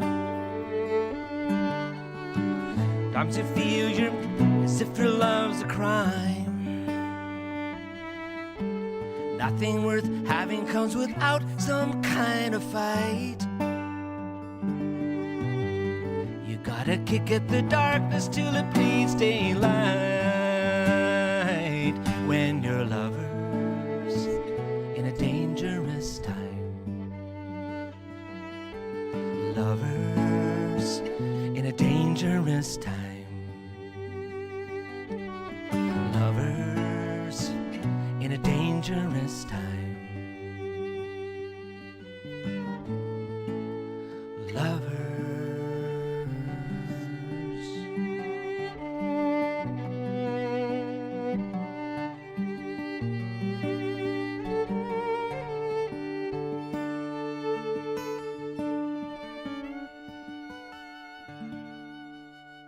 The sweet sounds of Steve Bell on guitar and vocals, Karen Barg on the violin doing the Bruce Cockburn classic Lovers in a Dangerous Time. 7:26 right now. Time for a sports update. Khalil Hassanali joins us from the CBC Sports Desk. Good morning, Khalil. Good morning, Emily. So the Jets were able to finally put a stop to their 4-game skid last night. Yeah, thankfully. Thanks to Captain Adam Lowry's overtime tally, the team is back in the win column.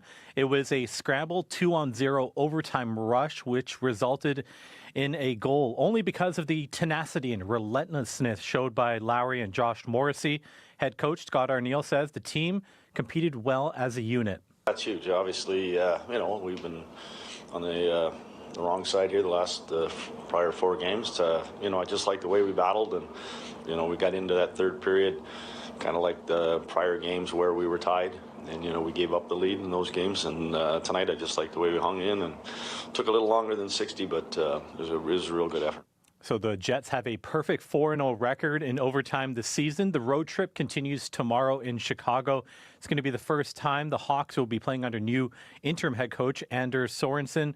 Luke Richardson was handed his pink slip yesterday. An excellent opportunity for the Jets to capitalize against the team who sit at the bottom of the NHL standings, Emily. Okay, well, so Khalil, can you get us caught up on all the other action on the ice last night? Yeah, Connor McDavid honored before Edmonton's home game for reaching the 1,000-point plateau. During the game, he continued to cruise past the mark, notching 4 assists as the Oilers doubled up Columbus. The Habs, they blanked the Predators. Calgary lost in overtime to St. Louis.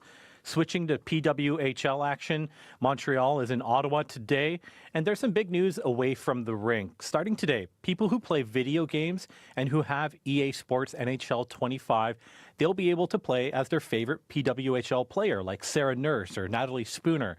Ottawa Charge head coach Carla McLeod says this update, monumental. I look back when I was growing up and my passion for the game, and I didn't have the chance to not only see women playing the game, but certainly no electronic version of us, nothing being celebrated. There were no hockey cards, like for us to be at this level and for it to be seen as a real sport.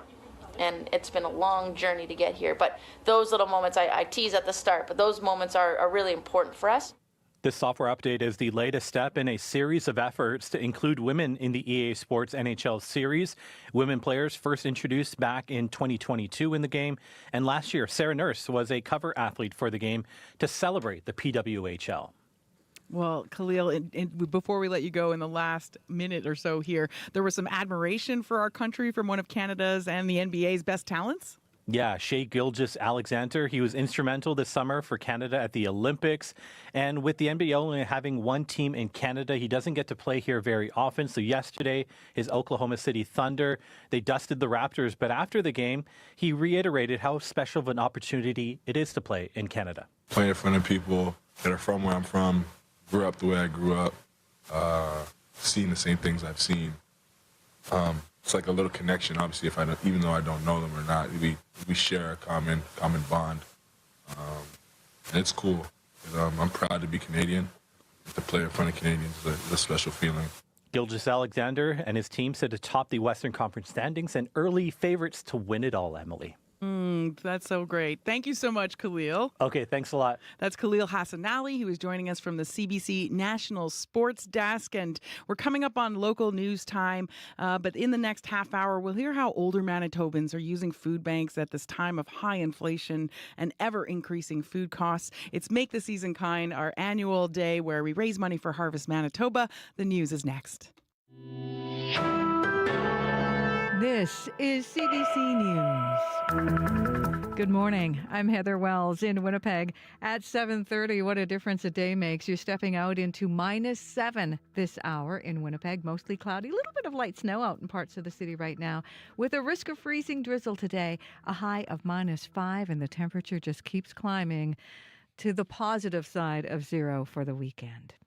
Winnipeg property owners may soon face the largest municipal property tax hike in 34 years. CBC's Bartley Kivas has details. The first draft of the 2025 city budget is due out on Wednesday. Sources at City Hall say that budget calls for a 5.95% property tax increase. The hike this year was 3.5%. Mayor Scott Gillingham declined to comment. In recent months, he's hinted at a higher tax increase. Gillingham has issued repeated warnings Winnipeg doesn't generate enough revenue to properly fund core services like policing and road repairs. A 5.95% hike would only generate $44 million more for the city. The total city budget is close to $1.5 billion. A 5.95% tax hike would also be the largest for Winnipeg since 1990, when Bill Norrie was the mayor. Bartley Kivas, CBC News, Winnipeg. A 78-year-old woman who died in a house fire earlier this week is being remembered as a fierce and loving person. Victoria Maynor says her family's grieving the loss of her mother, Gloria Alagao. She says she and her 15-year-old grandson were in their Richer house on Monday when the fire started. Maynor was out of the house at the time. We couldn't get there sooner. Sometimes I have a little guilt. I just got out of the car as soon as we got there and just ran to the house, and everyone just held me back, and I just remember yelling for her and just praying that she would just get out. Someone would just get her out. But that didn't happen. Maynor's sons escaped the fire and now is recovering. The cause of the fire is still under investigation. A Portage la Prairie woman killed in a double homicide last week is being remembered as a loving mother. Officers found 37-year-old Emily Smoke dead in a home on Oak Bay Sunday night, along with her 42-year-old boyfriend. Lorette Francoeur is Smoke's mother. She was close with her children. She was a very good mom. They go on outings together, go spend weekends somewhere else, out of town somewhere. The last time Francoeur saw her daughter was early November when she left to visit her boyfriend in Portage la Prairie. CBC News is not identifying him at this time. People who live in Point Douglas say they were not consulted about the location of a proposed supervised drug consumption site. Brad Schultz lives in an apartment building across from that proposed site, 200 Disraeli. He's not opposed to the site if it prevents more drug-related deaths. It'll give people a safe place to use and a safe place, safe drugs to use. They're not going to die of an overdose in the middle of the street or something. Carly Anderson is raising 4 children in the neighborhood. Her oldest daughter is in grade 12 at Argyle Alternative High School. That's across Disraeli from the proposed site. Anderson says the students walk through the area to go to gym class a few blocks away. I assume that they wouldn't be there for the total time that they're under the influence. So what does that mean for the public? What will they be seeing? Anderson says she supports the principle of a safe injection site. Today is the National Day of Remembrance and Action on Violence Against Women. It is in honor of 14 victims, all women, at the École Polytechnique massacre 35 years ago in Montreal. Now, advocates are pointing to a surge in a different kind of gender-based violence. The issue of cyber violence is on the rise. You can hear more coming up on World Report at 8. More women are using food banks. That is according to a recent Harvest Manitoba report. Among 649 women who took part in this survey, 68 649 people who took part in the survey. 68% are women. Last year, most users were single men. Catherine Romaine and her two friends live together in a single house. With Romaine's income supporting the entire household, she struggles to keep up with inflation and has to rely on food banks, which she has done for the past 2 years. I had to juggle bills, and it's, do I pay the bills or do I get food? They're diabetic. You know, I need to make sure food is in the house. So I ended up getting in touch with Harvest, who helped us out with monthly food bank appointments. The report, Voices 2024, shows 45% of all Harvest clients are employed either full or part-time. Well, they needed extra time and got it done. Lowry scores! Adam Lowry wins it in overtime. That is Adam Lowry on TSN as the Winnipeg Jets edged the Buffalo Sabres 3-2 last night. The win ending Winnipeg's losing skid. Head coach Scott Arniel calls it a huge win. Tonight, I just liked the way we hung in, and took a little longer than 60, but it was a real good effort. The Jets have won all 4 games that went into overtime this season. Next up, Winnipeg heads to Chicago for a matinee tomorrow afternoon at 3. You can find more news updated throughout the day at cbc.ca/Manitoba. Thank you, Heather. That's Heather Wells from the CBC Manitoba newsroom, and you heard her talking about Harvest Manitoba. Today is Make the Season Kind, and we're raising money all day for Harvest Manitoba to support food banks across our province. Before we go to the weather, I'm going to quickly shout out the number to call for your donations, 204-982-3581, or you can go online to cbc.ca/kindmb. Abby Adiemi has a look at the forecast. Around the Winnipeg and surrounding areas, we're looking at mainly cloudy conditions with light breeze. Temperatures will be reaching -5 today, and then we warm up to +1 later tonight. Further west in Brandon, we're seeing misty conditions. Temperatures sitting at -5 at this time. For folks in Brandon, you only get to -2 today. That chilly conditions will continue into the south central part of the province, with the wind chills even making it feel colder than the actual temperature. We're looking at -6 currently in that area.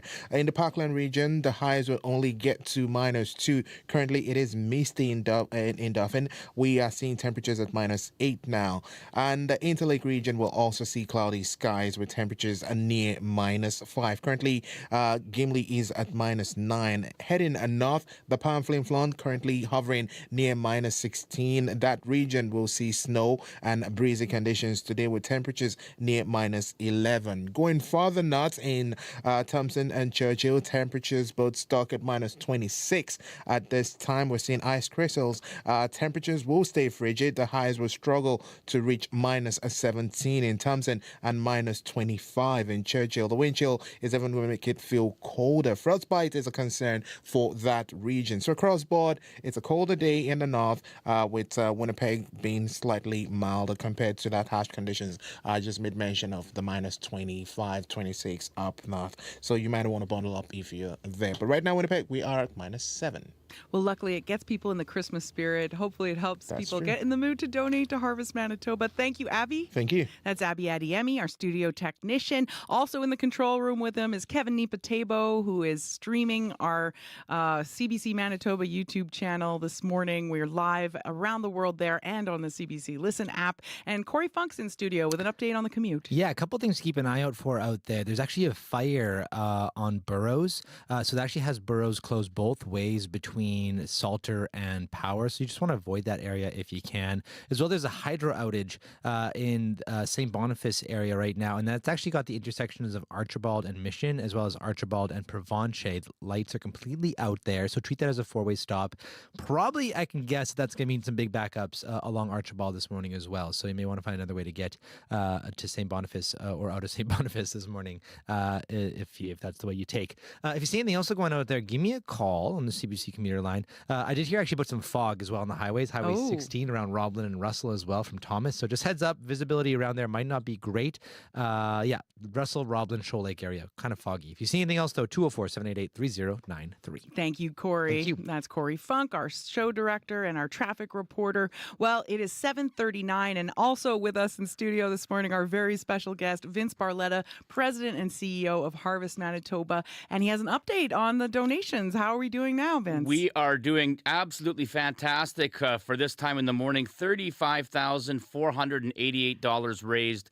With the match, we got to keep the momentum going. We got a long day ahead, but we're off to a really good start here already. Excellent start. Thank you so much, everyone who has gotten in touch. And he mentioned those matching donations. Well, that's because Dave and Elena Forgan are matching your donations up to $250,000. So an excellent opportunity to donate and have your money go much farther. The number to call is 204-982-3581.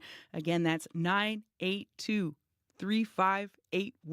Put it in your phone. Give us a call, and you can also go online to make your donation at cbc.ca/kindmb. That's cbc.ca/kindmb. Well, food banks and drop-in shelters across the city say they're seeing more seniors who need help. Those who run the Andrews Street Family Center in the North End say the issue is getting worse because of a lack of affordable housing and a limited fixed income. CBC's Jim Agapito spoke with Executive Director Dilly Knoll, who says her older clients can barely afford basic food staples. We serve 60 people to 70 people Ampers every day. And I bet you half of them are seniors. They come in and it depends what we get. So sometimes they'll have a nice big bag and sometimes just a few things in the bag. The stuff we've been getting a lot of fruit and vegetables, which is nice because that's one thing that's very expensive and usually they don't get that. The seniors are really getting hit hard. Housing is getting crazy, and if they were in their home, they really can't afford their home. But I know there's some of our seniors that were eating cat food. So now they're coming for things, and we do have a little bit of emergency food in another room. So at least if someone does come and they don't have anything, we can give them at least something. Everything's getting so expensive, but that's the same with our organization. Everything's getting more expensive, and so we can only buy less, not more. It's very difficult because we have families to work with little kids too that we need to work with and help. And unfortunately, my money is more geared to them, so that has to be my priority. And unfortunately, I don't get funding specifically for seniors. We are full. We have over 400 registered downstairs. We have 40 families in our preschool program. We have over 2,000 families here. It's not getting better, it's getting worse. They're needing more help. They want to be independent. They don't want to come here and ask for food. It's the last thing they want to do, especially the seniors. So when they're coming for food, you know that they need it bad. Being a senior, it just bothers me that they have to go without when they've struggled their whole lives and they've worked their whole lives and then now can't get any help. We are also working with them to try to get their situation more stable, so they do budgeting and do those kind of things so they may be better at spending their funds and stuff like that. So, but there's always crises and addictions and stuff is happening. And I hate to say it, but addictions is happening to some of our seniors now because of the situation of they're fed up, they're giving up. My name is Alice Jeanette Brown, 76. My son lives with me, he's handicapped, and I have a partner who hasn't worked. I'm on my pension, and if I go to the store, I have to decide, is it going to be meat? Is it going to be eggs? Is it going to be milk? And my son drinks about a half a jug of milk a day. So I get the supplement from the food banks, fruit, vegetables, bread, sometimes cheese. You have to have your staples first, then you have to pay your bills, heat, lights, water. Only whatever you need are the basics to live with. That is where the money has to go. You don't know when you're going to be in a position. This one's white, and this one's white. This is sesame, and this is plain. I worked for 43 years, and you just don't expect to know what the future's going to hold. Nobody knows. And for myself, I'm grateful I have a roof and a place to live. I really would not like to be the person who lives on the street or in a camp or wherever they're living. This is a family center, and of course, our seniors are welcome. Our homeless people are welcome here. They're from our neighborhood, they're our family. And they come here, and we try to help them in any way we can. Touching words there from Alice Jeanette Brown. She was speaking with CBC's Jim Agapito. Before that, we heard from Dilly Knoll, Executive Director of Andrew Street Family Center.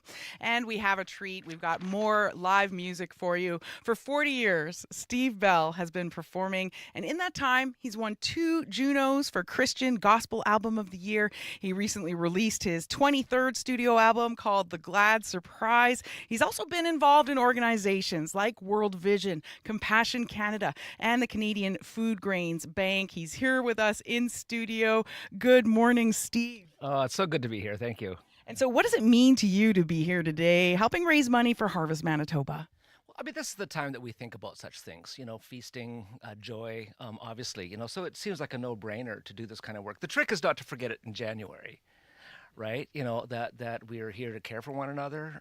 We belong to one another. And so this is a time to do it in a deliberate way. But hopefully it's a practice for January, February, March, April. Yeah, that's a very good point. And tell us, who have you brought with you today? My friend Karen Barg. She's just a wonderful violinist. And we're kind of getting to know each other musically, doing a concert at St. Margaret's on the 20th. So that'll be great. Yeah. Awesome. And so tell us, what song are you going to play next? In the Bleak Midwinter, which is Christina Rossetti wrote the poem and Gustav Holst wrote the music. Okay, great. So more from Stephen Bell and Karen with that song. In the bleak midwinter, frosty wind made moan. Earth stood hard as iron, water like a stone. Snow had fallen, snow on snow, snow on snow. In the bleak midwinter, long ago.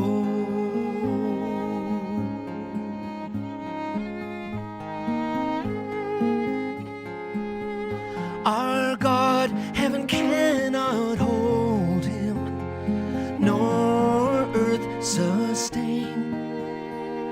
Heaven and earth shall flee away when he comes to reign. In the bleak midwinter, a stable place sufficed. The Lord God Almighty, Jesus Christ.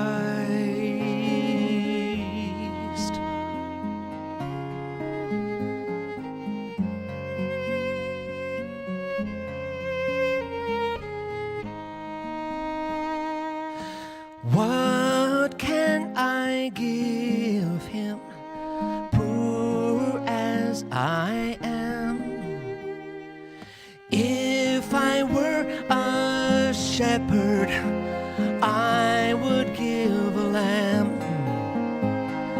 If I were a wise man, I would do my part. What I have, I give him my heart.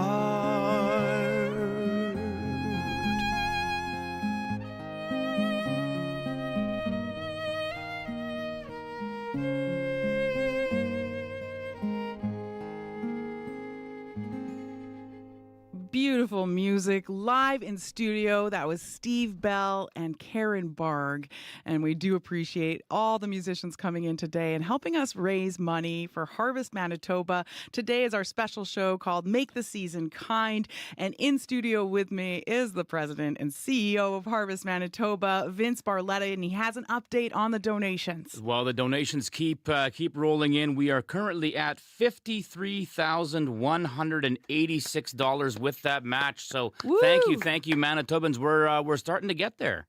Yes, we're really off to a great start. We will be raising money all day, but why wait? Go ahead and give us a call. The number is 982-3581. Of course, the area code 204-982-3581. You can also donate online, cbc.ca/kindmb. cbc.ca/kindmb. And as Vince touched on, we do have some generous donors. Dave and Elena Forgan are matching your donations up to $250,000 today. So please do give us a call. Help those numbers go up. So Vince, tell us a bit about the province. You've been working with them to help, get Harvest Manitoba projects going. Tell us more. Yeah, so really what drove this, of course, the ongoing postal disruption, making it tough for people to get their checks into Harvest. We rely a lot on direct mail, people mailing in those paper checks. And of course, that's all been cut off now for a few weeks. So I ran into Premier Canoe earlier this week and was explaining the challenge that we're having and other charities are having. And he'd made a wonderful suggestion. Why not leverage the various locations the province of Manitoba has set up here in Winnipeg and across the province for people to get essential government information and have them be drop-off depots for donations to Harvest Manitoba. And so pleased to be able to say that's what's been done. And thank you to Premier Canoe and his team for doing this. And I got to say, record time. People say in government things don't always move very quick, but I got to say this went from an idea to a reality in about 2 days. And so there's some locations around the city of Winnipeg, government offices, including at the Norquay Building, 401 York, 777 Portage, 114 Gary, 640 Main Street, 755 Portage. There's about 20 plus locations all around rural Manitoba and provincial buildings and government offices. There's some information on the website, and we'll try and get that information out throughout the day and through Harvest Manitoba's website as well. What you need to know, you put a check to Harvest Manitoba in an envelope that's clearly labeled Harvest Manitoba.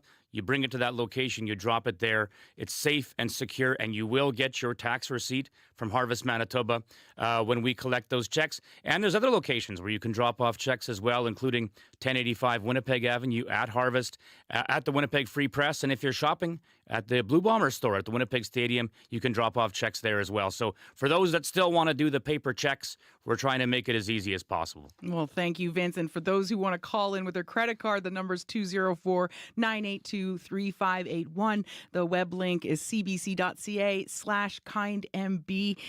And Vince, Harvest Manitoba also helps kids, who are at school, need something to eat. Tell us about that program. School nutrition, big subject all across the country. And the reality is here in Manitoba, we have tens of thousands of kids who we know aren't getting the nutrition that they need every day.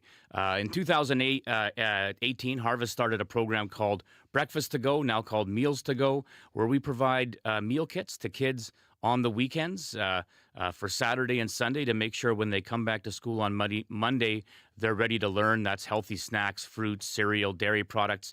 And pleased to be able to say, with the support of our donors and the support of the province of Manitoba, again, we've been able to support now 5,000 kids every single week in 15 schools, 12 in Winnipeg, 2 in Brandon, and 1 in Opaskwayak Cree Nation, who are now participating in that program. 5,000 kids a week. And again, our volunteers pack those bags, and our donors and supporters allow us to buy that food. We want to keep growing it. We know that feeding our kids is one of the most important things we can do. And that's where some of this money goes today that we raised during Make the Season Kind. Thank you so much, Vince. That's Vince Barletta, President and CEO of Harvest Manitoba. And according to a recent Harvest Manitoba report, food banks are seeing a gender shift. This year, 68% of food bank clients are women. That's a change from last year when most users were single males. Our next guest joining us now is one of those women. Kendi Jasper came to Winnipeg from Nigeria last year in April as an international student. She lives here with her 4 kids while her husband is still in Nigeria. And that's until he's able to join them here. In the meantime, she counts on occasional support from a nearby food bank to get them through. Kehinde joins us now over Zoom. Good morning. Good morning. So what is this? How are you? Oh, good. Thank you. What has this first Yeah. year been like, as you got settled here in Canada in your first year? Yeah, it's been like a roller coaster.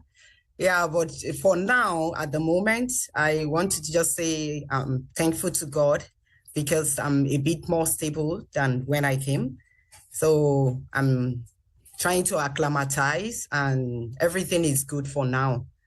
And a lot of that is because of the help of Harvest Manitoba, because you're a student, you're working part-time, Yeah. as much as you're allowed to as an international student, because there are limits. Exactly. And then on top Yeah. of it, you're raising 4 kids. What does that mean then to that help from getting food from Harvest Manitoba? How much of a difference is that making in your life? Yeah, it's a lot of difference, really, I must say. And I must be thankful to Harvest Manitoba because it's helping me to be more comfortable here. And every month we look forward to it. The food have been awesome. It's been very, very awesome because when I weigh it with what I have to pay in any of the grocery store, it's a big deal. It's a big deal, I must say. So I'm so thankful to them because it's really helping me, and we always look forward to it. And you also Yeah. volunteer for Harvest Manitoba. Tell us about that. What do you do down there? Yeah, this is the one that that made me fall in love with Harvest Manitoba because they gave me the opportunity to be able to give back to them. The first time I went there, I got the food, and second time I got the food, I said, no, I must actually give back to them, give back my time. If I don't have the money at this time, let me give my time. And that was just what gave me, that built this relationship with High and Harvest Manitoba. So we've been volunteering, and then I've taken my kids there. They love it. And this also is telling me, and also I'm teaching them that they must always give back to their community, because as they always say, givers never lack. If you give, you always have more. So this is just the beautiful thing about my experience with Harvest Manitoba. Oh, I love that idea. When you give, you'll never lack. How do the Yeah. kids like going down there and helping out? And, what do they think about the food bank and the help it's given them? Yeah, they love it because the food are really good. They have nutrition, healthy food. Like it's not all about like the canned food. Some people don't go there because they feel they give a lot of canned food and stuff. But honestly, I see Harvest Manitoba, they've gone beyond that. And they also give veggies, they give milk, healthy food in general, like food that can enhance your healthy living lifestyle. So, and the kids too, the first time they went to volunteer, they were so excited because it was another experience. It was a different thing from the usual. So they gave in their best, they were chatting, they were looking around, they were in amazement, oh, see these people, they made a lot of friends too, and we still keep in touch with them. So it's like a networking thing, collaboration, and also it helped me to be able to, build up with them to like team building kind of spirit between the family. So it was awesome. There were a lot of lessons learned. Oh, and a great way to connect with the community, build friendships. That's wonderful. Candy, thank you so much for joining us and sharing your family story this morning. Yeah, thank you too. That's Candy Jasper. She's an international student, a mother of 4, and a client and volunteer at a local food bank. And you can learn more at the 2024 Harvest Voices report. It's out now. It's at harvestmanitoba.ca. Heather Wells has the news headlines. Good morning. Well, Winnipeg property owners may soon face the largest municipal property tax hike in 34 years. The first draft of the 2025 city budget is due out Wednesday, and sources at City Hall say the budget calls for a 5.95% property tax increase next year. As well, Stats Canada just out with figures showing Canada's unemployment rate is on the rise, jumping to 6.8% in November as more people looked for work. We'll hear more about that coming up in our next local news at 8:30. Thank you, Heather. That's Heather Wells from the CBC Manitoba News Desk. We are doing our special holiday show, Make the Season Kind. Give us a call with your donation. Help families like Kahindi's. The number's 204-982-3581. Or you can go online and donate at cbc.ca/kindmb. There's a generous couple, Dave and Elena Forgan, matching donations today up to $250,000. So get that donation in. Again, 982-3581. World Report's coming up next.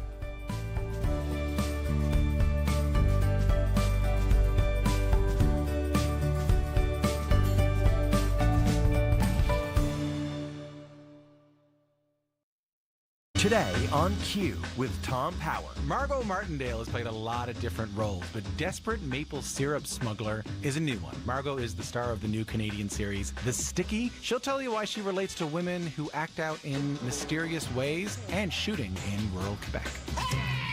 Get your hands off my trees. That's coming up on Q, followed by Commotion with Elamine Abdel-Mahmoud on CBC Radio 1, the CBC Listen app, and everywhere you get your podcasts.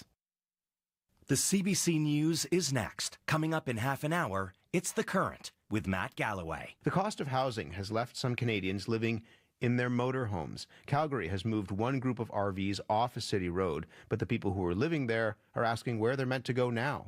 That's coming up on The Current. This is World Report. Good morning, I'm Stephanie Skandaris. Statistics Canada has just released its latest jobs report. It shows Canada's unemployment rate jumped to 6.8% in November. That's up from 6.5% the month before. While the economy grew by more than 50,000 jobs, more people were looking for work. CBC senior business correspondent Peter Armstrong explains what the numbers mean. The unemployment rate tells the whole story here. Outside of COVID, this is the highest unemployment rate we've seen in nearly 8 years. If you go back to April of 2023, the rate is up 1.7 percentage points in that period alone.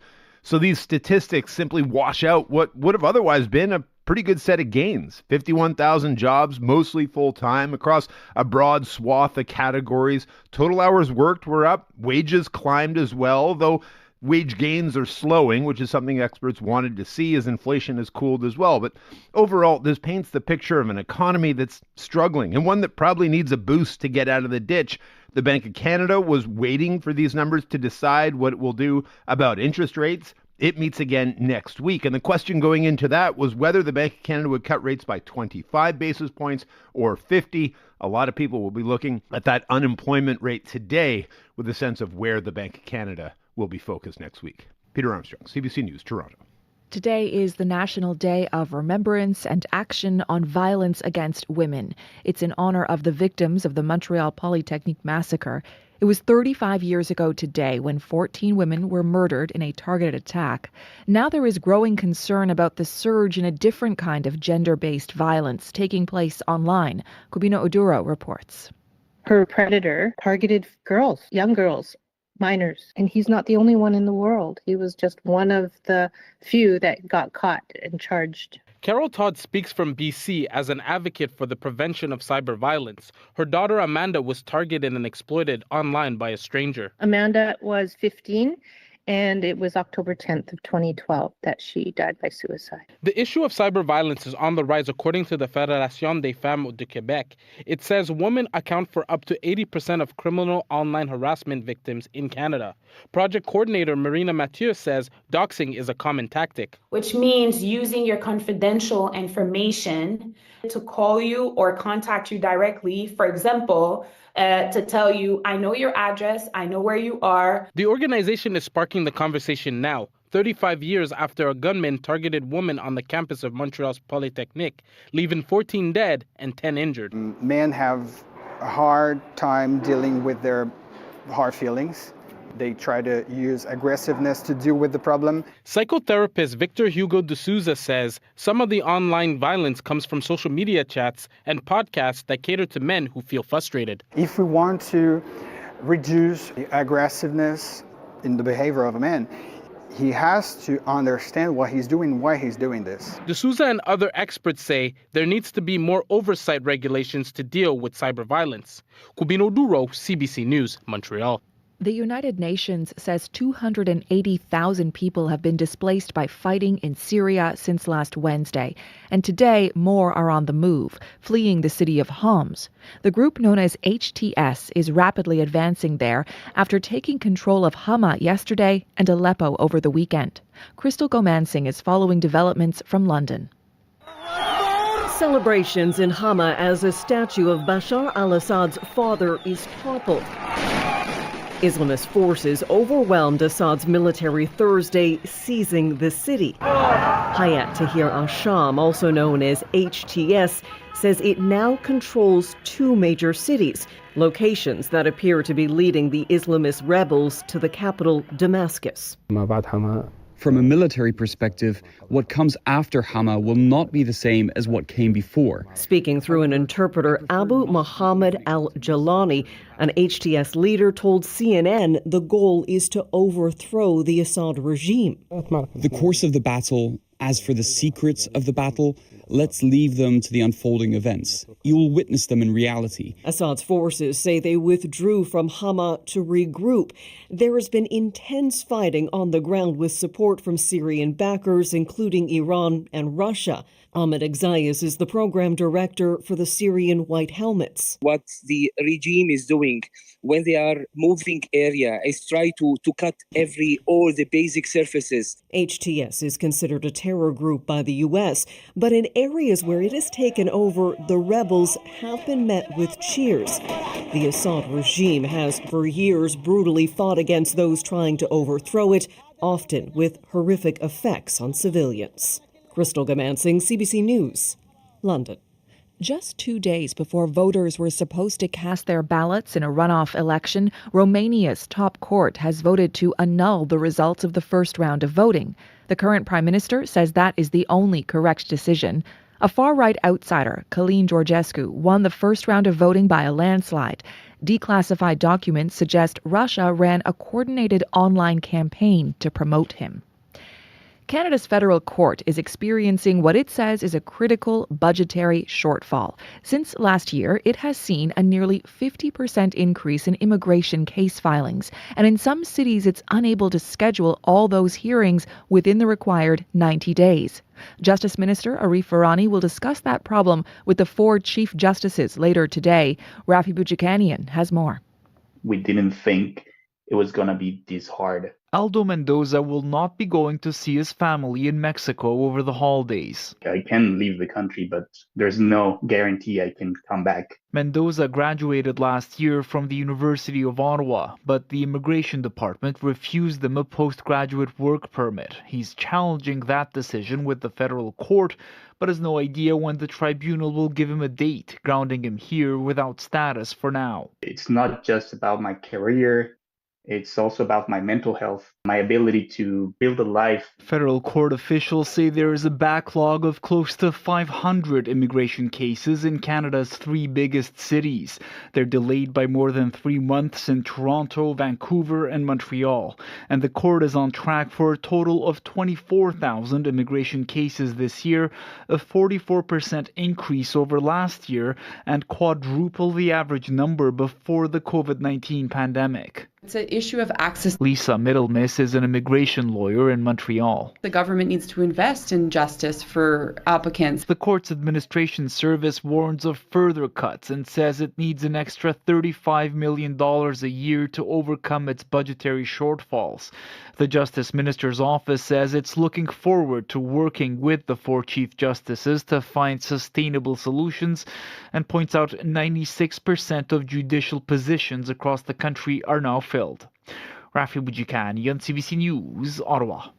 Taylor Swift's Eras World Tour has spanned 5 continents, surpassed $1 billion in revenue, and now after more than 150 shows, it all wraps up this weekend with 3 shows in Vancouver. The first is tonight, and as Yvette Brand reports, the city is trying to ease safety concerns.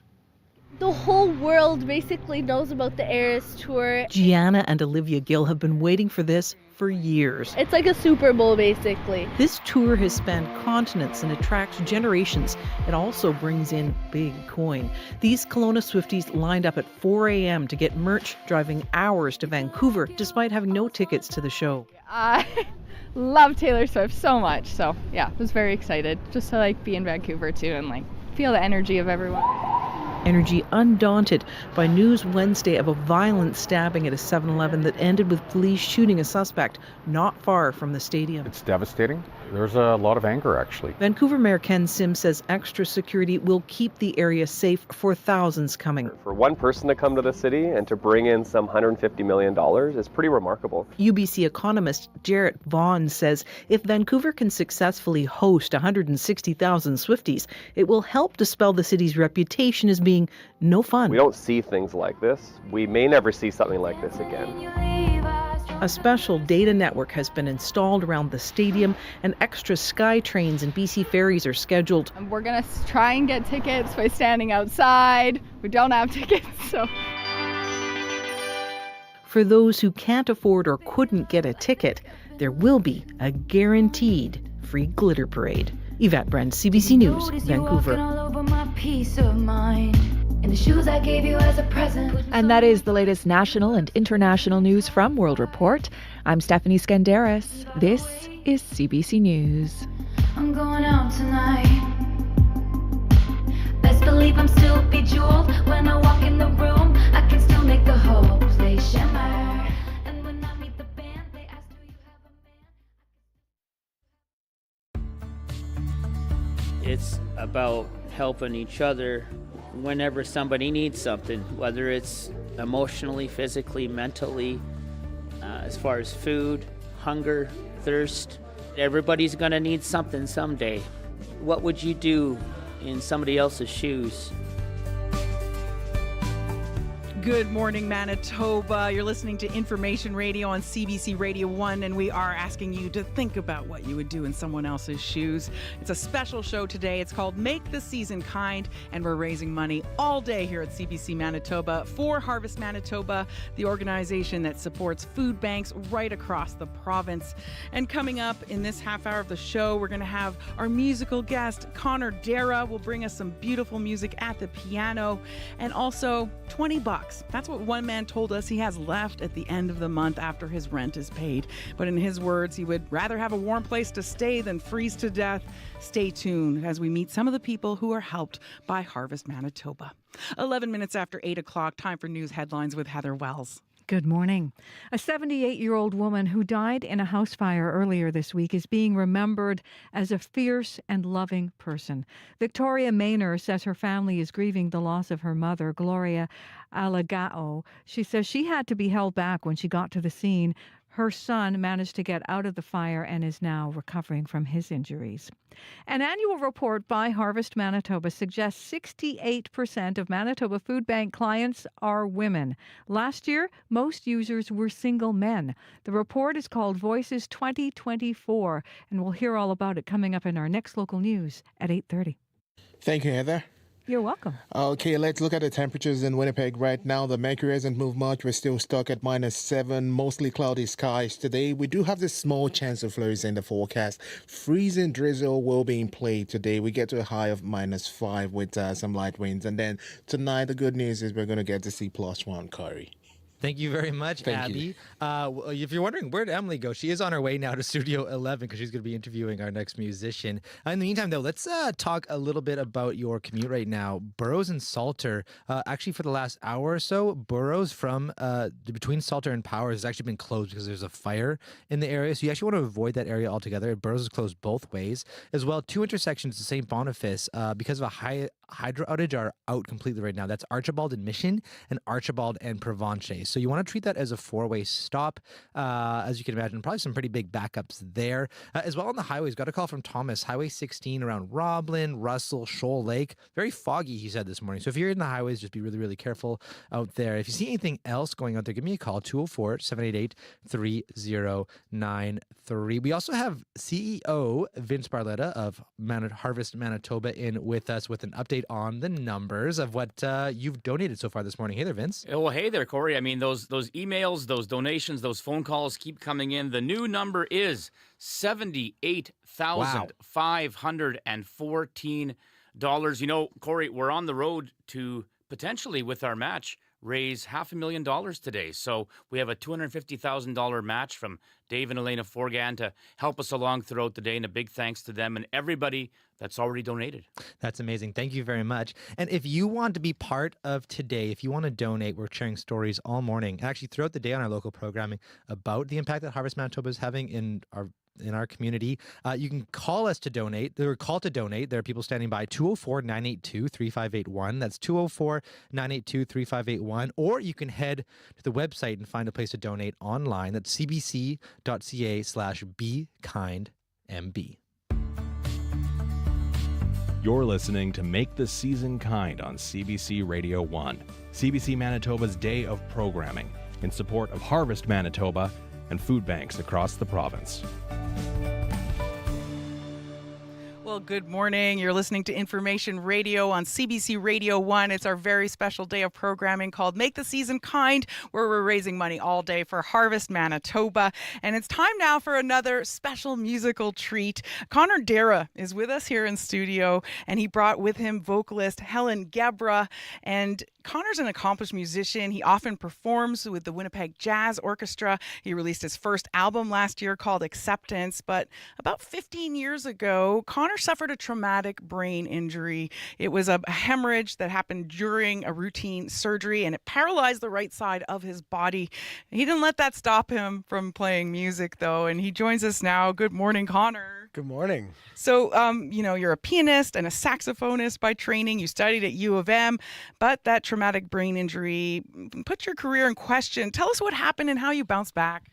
Yeah, so I went in for routine day surgery to repair a deviated septum in my nose, and the surgery didn't go as planned, and I ended up being hospitalized for a month. I was in a coma for the first week, and the whole right side of my body was paralyzed. So when I was in the hospital, I had to relearn how to walk, how to, tie my shoes, how to handwrite, how to eat, how to function, And when I got home from the hospital, I saw the piano, and I thought, oh, great, something I can do to take my mind off what happened. And when I put my right hand on the piano, it was so weak I couldn't even press down the key. And I was beyond devastated at that point, because I was already thinking I'm going to go to the U of M Jazz Studies program and be a musician for the rest of my life. And all of a sudden I couldn't even play the instrument that I loved. But when I tried to play with the right hand and I couldn't even press down the key, my dad was watching and he says, well, you have a left hand, just make it work. And so that's what I did for the first little while, just played piano with my left hand, but slowly but surely my right hand regained the strength, and now I'm back to playing, not 100%, but way better than I ever thought I could. So, and I understand playing the sax also helped as you recovered and started playing music again. 100%. Actually, Wally Larson, who is a Winnipegger, now lives in LA, he reached out to my dad after my injury and said, hey, I want to come play with Connor. So a couple months after my injury, he came over to the house and he played his tenor saxophone. And I played piano with my left hand, and he knew I played saxophone. So he says, I want to teach you sax lessons, because this is going to be hard to deal with, but this we can work with. And I said, well, how much do you charge? It's Wally Larson. And he says, no, I don't think you understand. I want to teach you saxophone lessons. And he taught me 2 years of free lessons. He wouldn't take anything, but he saw something in me, and it was very inspiring and just so great to get to work with him. And he got me back playing, Oh, that's amazing, and we're celebrating a lot of those stories of people reaching out and helping. Of course, we're raising money for Harvest Manitoba today. How does it feel to be out here now that you have a chance to give back doing that, playing for this show? Oh, it's awesome. It's a great opportunity. Any opportunity I don't take for granted. And the second I got a call from Bruce, I said, I'm in. So yeah, happy to be here. Okay, wonderful. So what song are you going to play for us next? So our first song we're going to perform is entitled Coming Home, which is off my album, Connor and Cordelia Acceptance. Okay, wonderful. Thank you so much. So we're going to go without further ado. Connor's going to make his way to the piano. And with him, of course, is vocalist Helen Gebra. Hello, Helen. How do you feel to be here today? I'm feeling really excited to be here today. Wonderful. We can't wait to hear you sing. So here they are with Coming Home.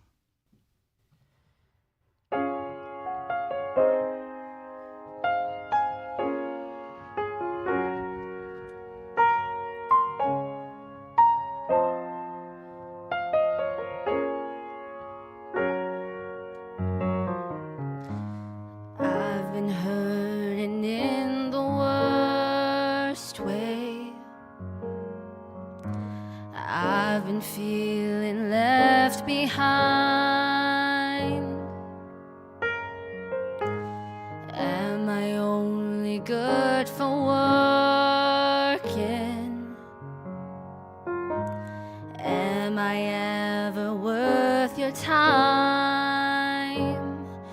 You don't ever call me, baby. Lately, you're letting me go. Oh, when a house don't feel like a home, I think I might be better alone. Swear I only bring the worst in. Dream of leaving in the night.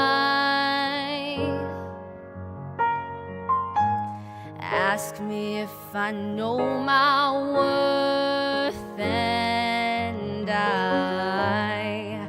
I'll say I've yet to find mine. You don't ever call me your baby. Could you love me just like before? Will I ever see past the crack in the door? I don't feel like fighting no more. Oh, the beautiful vocals of Helen Gebra playing along with Connor Dara right now in studio. It's 8:20. You're listening to Information Radio, and it is Make the Season Kind today. We're raising money all day for Harvest Manitoba. And you've been hearing data all morning from Harvest Manitoba's latest report that shows 68% of food bank clients are women in our province.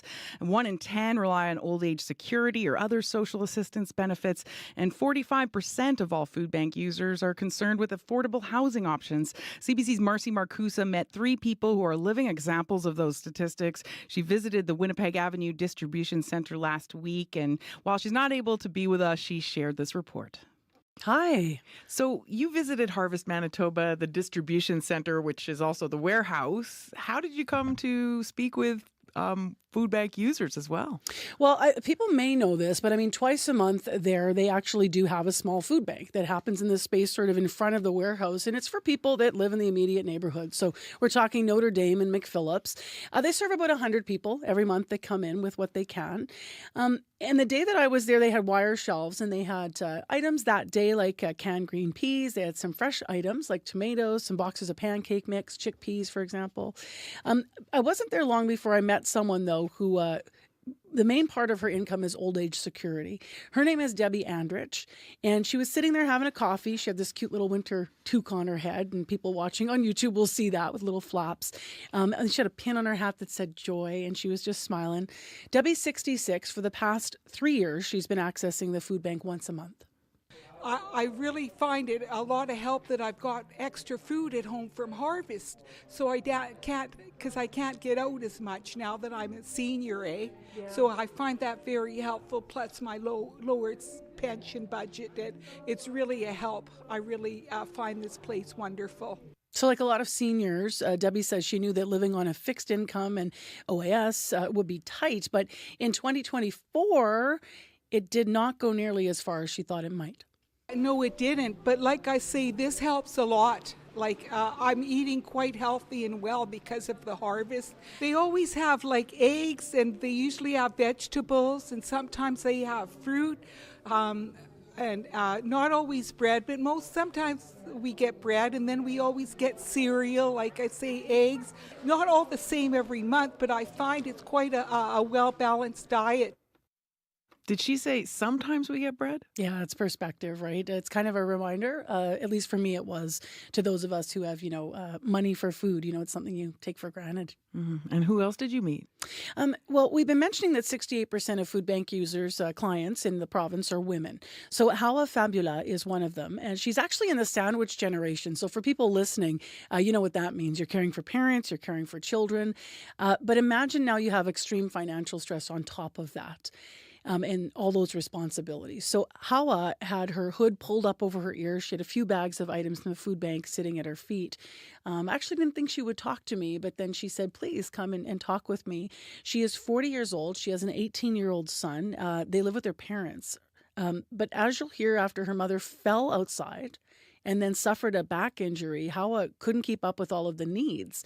So she lost her job, and then she went from being a cleaner to being a caregiver. I'm not working. I take care of my mom. Is sick. I cannot work, and no job. That's why I come here. What's wrong with your mom? I cannot move. Her legs, so something she can't walk. So what were you working at? What were you doing? I was cleaning. So you're actually in a tough situation because you have chosen to become a caregiver. Yeah. And I want to live like that. How to help him. How difficult is it to be in this situation? It's hard. So hard. I want to go to school. I want to get a job. No. Because my mom. It's priorities, right? It's your family. Hawa told me a friend told her about Harvest and said it might help you. And so she has been getting help from the food bank now, but it's been about 5 years.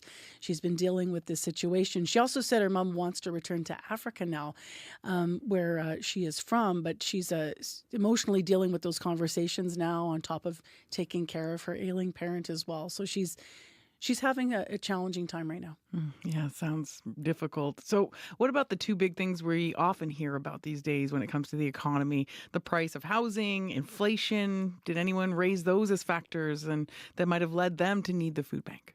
Well, you're right. I mean, in Harvest's new report, it says that full 45% of all food bank users in Manitoba are concerned with affordable housing options. And they actually want Harvest to look to help them. So it's kind of pushing Harvest to say, all these things are connected. Shannon T. Red is worried about it. He worked construction for most of his life, and he says he hasn't been able to find a job, and the costs are just piling up. The price of gas, the price of energy, heat, couldn't afford to keep up with my rent because the food prices are so high. It's you either pay rent or starve. So, how much money do you have left at the end of after you pay your rent? Zero. So, maybe $20, $30, and that's enough to get a few loaves of bread and some butter, but then after about 4 days, now what are you going to do about the rest of the month? Well, that was some of the clients who would rely on Harvest Manitoba. Thanks to CBC's Marcy Marcusa for that report. And you can hear the full version of that on the CBC Listen app and later today on the CBC Manitoba YouTube channel. Time for more music. Here's Conadera and Helene Gebra with I Want to Tell You.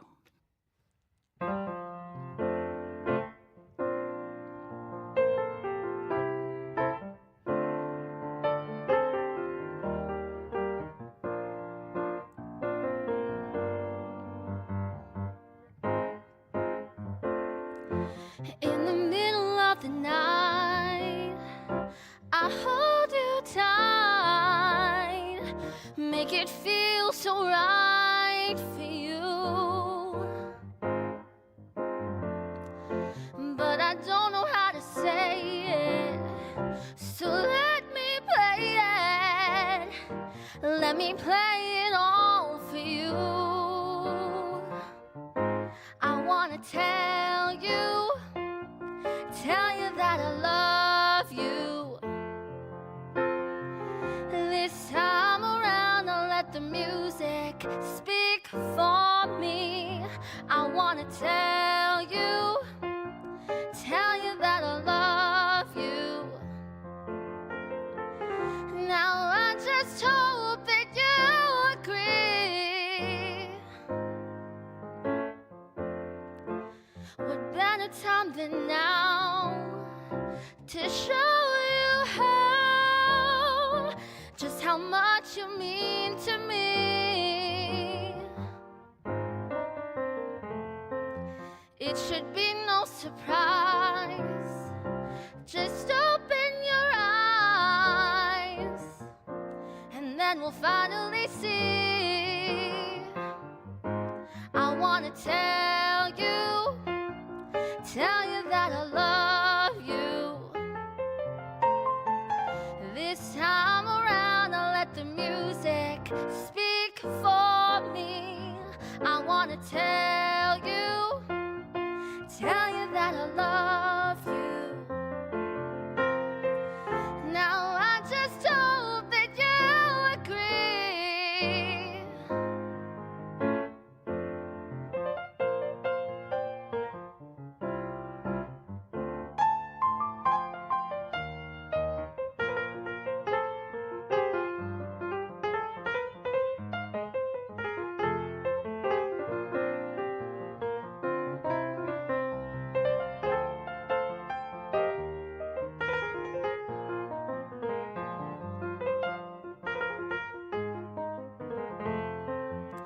It's now or never.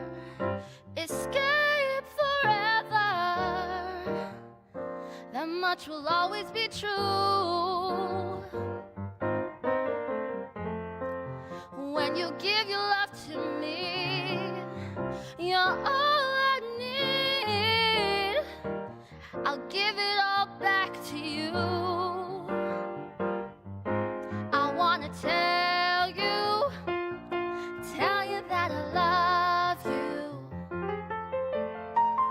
This time around I'll let the music speak for me. I wanna tell you that I love you. Now I just hope that you agree.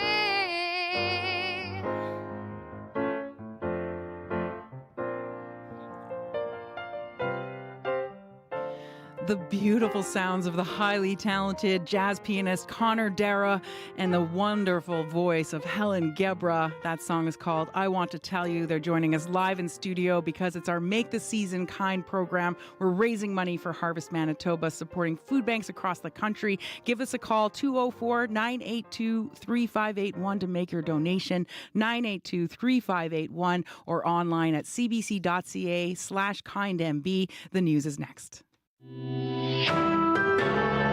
This is CBC News. Good morning. I'm Heather Wells in Winnipeg at 8:31. It is -8 in Winnipeg. We're just going to keep on climbing, heading to a high today of -5 and then onto the positive side of 0 tomorrow.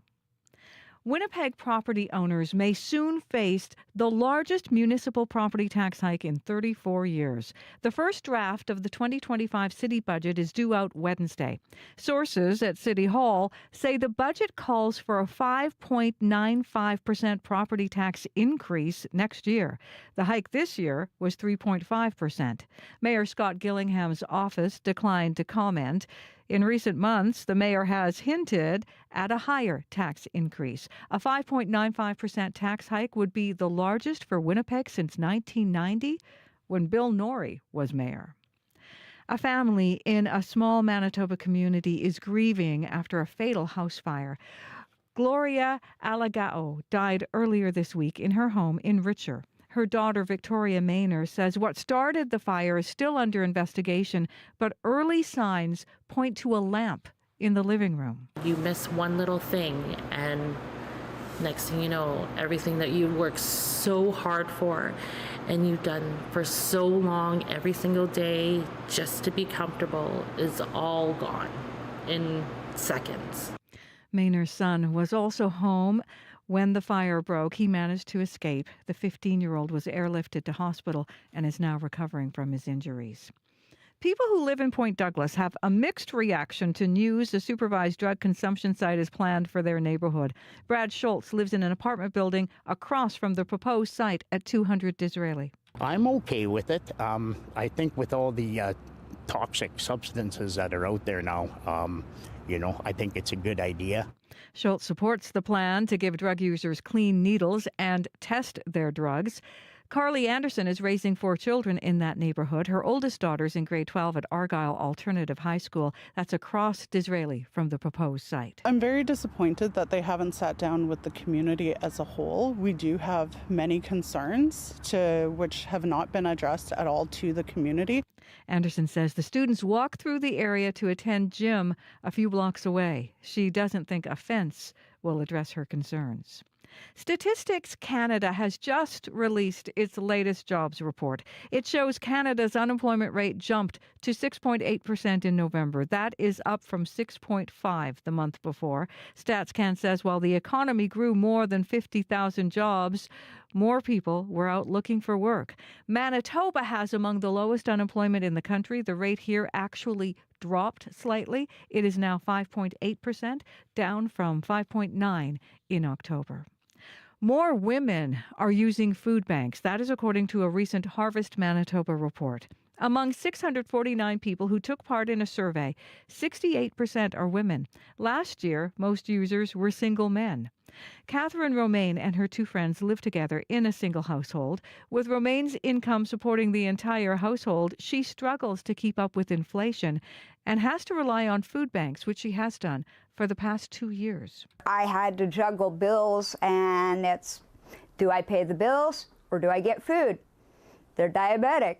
I need to make sure food is in the house. I ended up getting in touch with Harvest, who helped us out with monthly food bank appointments. The report, Voices 2024, shows 45% of Harvest clients are employed either full or part-time, 62% have children, and 50% live with disabilities. You can find more news updated throughout the day. All you have to do is head to cbc.ca/Manitoba. Thank you, Heather. You're welcome. That's Heather Wells at the CBC Manitoba News Desk. And thanks to everybody who helped us put together this show. It was a lot of work. We appreciate everybody's efforts. Today is Make the Season Kind. We're raising money all day for Harvest Manitoba. You can give us a call at 204-982-3581. You can donate online at cbc.ca/kindmb. And of course, we have a couple who are matching your donations up to $250,000.